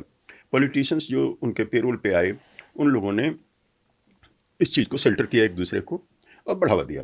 तो मुझे ऐसा लगता है, या मेरा ये दृढ़ मत है, कि ये ब्लास्ट आईएसआई के कहने पर एटीएस ने अपने गुर्गों के थ्रू करवाया, हम लोगों को जानबूझ के फंसाया, और ये पूरा जो उनका इकोसिस्टम था ब्यूरोक्रेसी का, वो हम लोगों को जितना बंद टॉर्चर कर सकते हैं, बंद कर सकते हैं, हमको बर्बाद कर सकते हैं, ताकि आज नहीं तो कल हम उन लोगों का नाम लें जिनका इस ब्लास्ट से कुछ लेना देना नहीं है, लेकिन हम लोग टूट जाएं। अब हुआ ये है कि अप्रत्याशित रूप से हम लोग हर तरह से परेशान हुए, लेकिन हम लोगों ने किसी का नाहक नाम नहीं लिया, हम लोग उनको जानते भी नहीं, और हमने अपने धर्म के मुताबिक किसी भी निर्दोष व्यक्ति को हमने फंसाया नहीं। इतना ही हम कर सकते थे, इतना ही हमने किया। खुद हम लोग बर्बाद हुए, ये सही है, उसमें समाज क्या योगदान करेगा, बाकी कोई क्या करेगा क्या नहीं करेगा। तो मैं ऐसा समझता हूँ कि हम लोग कर क्या रहे थे, तो मातृभूमि की सेवा कर रहे थे, और मातृभूमि की सेवा करना कोई गुनाह है नहीं। अगर कोई उसमें हमको फंसाने की कोशिश करता है कि तू ये काम ना कर पाए, तो मैं ऐसा समझता हूँ कि ऐसा हुआ नहीं। कि वो जेल में रहते हुए मैंने 7 जेलर सस्पेंड करवाए, 2 इंस्पेक्टर सस्पेंड करवाए पुलिस के, 2 कोर्ट स्टाफ को मैंने नौकरी से बर्खास्त करवाया। तो किसी की हिम्मत नहीं थी कि मुझसे कोई पैसा एक मांग ले। आपके प्रश्न पर आता हूँ कि जो जेल है उसमें जितना छोटा आपका गुनाह है, उतनी कौड़ी के बराबर आपकी इज्जत नहीं है। जितना आपका गुनाह बड़ा है, मर्डर आपने किया है, रेप किया है, तो आप वहाँ पर डॉन है। अगर आपने 2 चरका करवाया है तो आप बड़े डॉन हैं। और उन सब में जो उनके ऊपर जो लोग हैं वो नक्सलवादी हैं, उनके ऊपर जो कोई है तो आतंकवादी हैं। तो इनको विशेष एहतियात के तौर पे इन पर सुरक्षा रखी जाती है, नज़र रखी जाती है। हम लोगों पर चूंकि हिंदू आतंकवादी होने का ठप्पा था, इसलिए हम लोगों को कोई फैसिलिटी नहीं थी। अच्छा। हमारे रूम में बल्ब नहीं था, जो 4 फुट बाई 10 फुट था, उसी में लेटरिन बाथरूम था। पानी 2 टाइम आता था। सोने के लिए वो दरी थी, पत्थर था, पत्थर दिन में गर्म हो जाता था, जलता था। पंखा कोई था नहीं, रात में ठंडा हो जाता था, ठंड लगती थी। नीचे दरी थी। हमारे जैसे व्यक्ति कभी जो दरी पर सोए नहीं, ज़मीन पर सोए नहीं, उनके लिए बहुत कष्टकारी था। खटमल घूमते थे दीवारों पर, चूहे बड़े बड़े, इतने बड़े बड़े चूहे घूमते थे। आके कभी नाखून किसी का काट गए, किसी का उंगली काट गए, किसी का हाथ काट गए, वो सब चलता था। खाना ऐसा था कि आदमी उसको खा सके ऐसा है नहीं। 32 रुपये सरकार की तरफ से एक कैदी के लिए अलॉटमेंट होता है पर डे का, वो बीपीएल से भी नीचे है, जिसमें उसको सुबह चाय देनी है, दोपहर का खाना देना है, शाम का भोजन देना है। तो सुबह जेल में जैसे ही 6 बजे गिनती चालू होती है, गिनती पूरी हो गई तो खोल दिया जाता है, उसी टाइम नाश्ता आ जाता है। 6 बजे ही आपको नाश्ता कर लेना। 10-11 बजे 12 बजे बंदी होती है दोपहर में। 10-11 बजे आपका खाना आ जाता है, लंच। शाम को 6 बजे दोबारा बंदी होती है।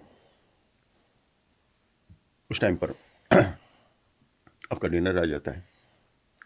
तो हमारी जीवन पद्धति में वो टाइम था ही नहीं, और जो खाना मिलता था वो हम खा भी नहीं सकते थे। ना हाइजीनिक था, ना कुछ था। तो खाने पीने की कमी, सोने का प्रॉब्लम, रहने का प्रॉब्लम, खटमल इतने ज़्यादा थे जिसका ठिकाना नहीं, मच्छर इतने ज़्यादा थे कि कुछ कह नहीं सकते। 100% बीमार होने के चांस।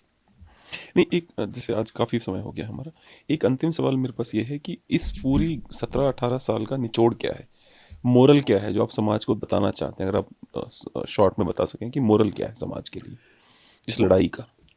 मोरल यह है कि हिंदुत्व पर खतरे हैं, और जो कोई भी हिंदुत्व के लिए काम करेगा उस हर एक आदमी पर वो खतरे हैं जो इस पर सर हम गुजरे हैं। हम अपनी कहानी सिर्फ इसलिए बता रहे हैं कि अगर हमारे जैसे व्यक्ति जिसके पास कोई रिसोर्स नहीं है, किसी ने कोई मदद नहीं की, किसी ने एक पैसे की मदद नहीं की, तो हम अगर इस लड़ाई को लड़ सकते हैं और जीत सकते हैं, तो भारत का हर एक हिंदू इस लड़ाई को जीत सकेगा। ये मोरल ऑफ द स्टोरी। आपका एक रिलेटेड क्वेश्चन था, वो मैं बता देता हूँ। मेरे किसी वकील ने, या हम लोगों के किसी वकील ने, जिन्होंने लड़ाई लड़ी, उन लोगों ने हम लोगों से एक नया पैसा नहीं लिया। अच्छा। 17 साल फ्री में उन्होंने लड़ा। आरएसएस ने साध्वी के वकील को कुछ दिया हो तो मैं नहीं कह सकता। अगर किसी संस्था ने किसी वकील को दिया हो तो मैं नहीं कह सकता। मेरे वकील को किसी भी संस्था ने न कुछ दिया, न किसी व्यक्ति ने कुछ दिया, और न मेरे पास इतनी ताकत है कि मैं दे सकूं। अच्छा। सरकार का सिर्फ एक ही धन्यवाद है। 1 महीने का वक्त था सरकार को अपील करने का। सरकार ने आज तक फैसले के खिलाफ अपील नहीं की है। अच्छा। इसके लिए उनका धन्यवाद। अपील करने का कोई पॉइंट है, लीगल पॉइंट है? मुझे ऐसा नहीं लगता। जी जी जी।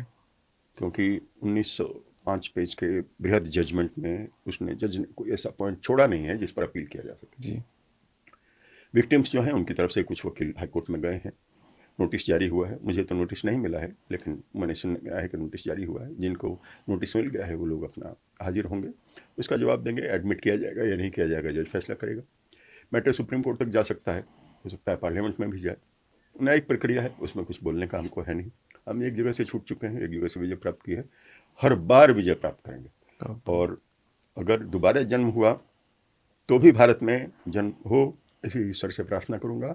और इसी पुण्यभूमि में, इसी मातृभूमि में भगवान हमें शरण दे, यही प्रार्थना है। बाकी किसी से कुछ नहीं चाहिए। धन्यवाद, आभार आपका। धन्यवाद, आप हमारे शो पे आए सर।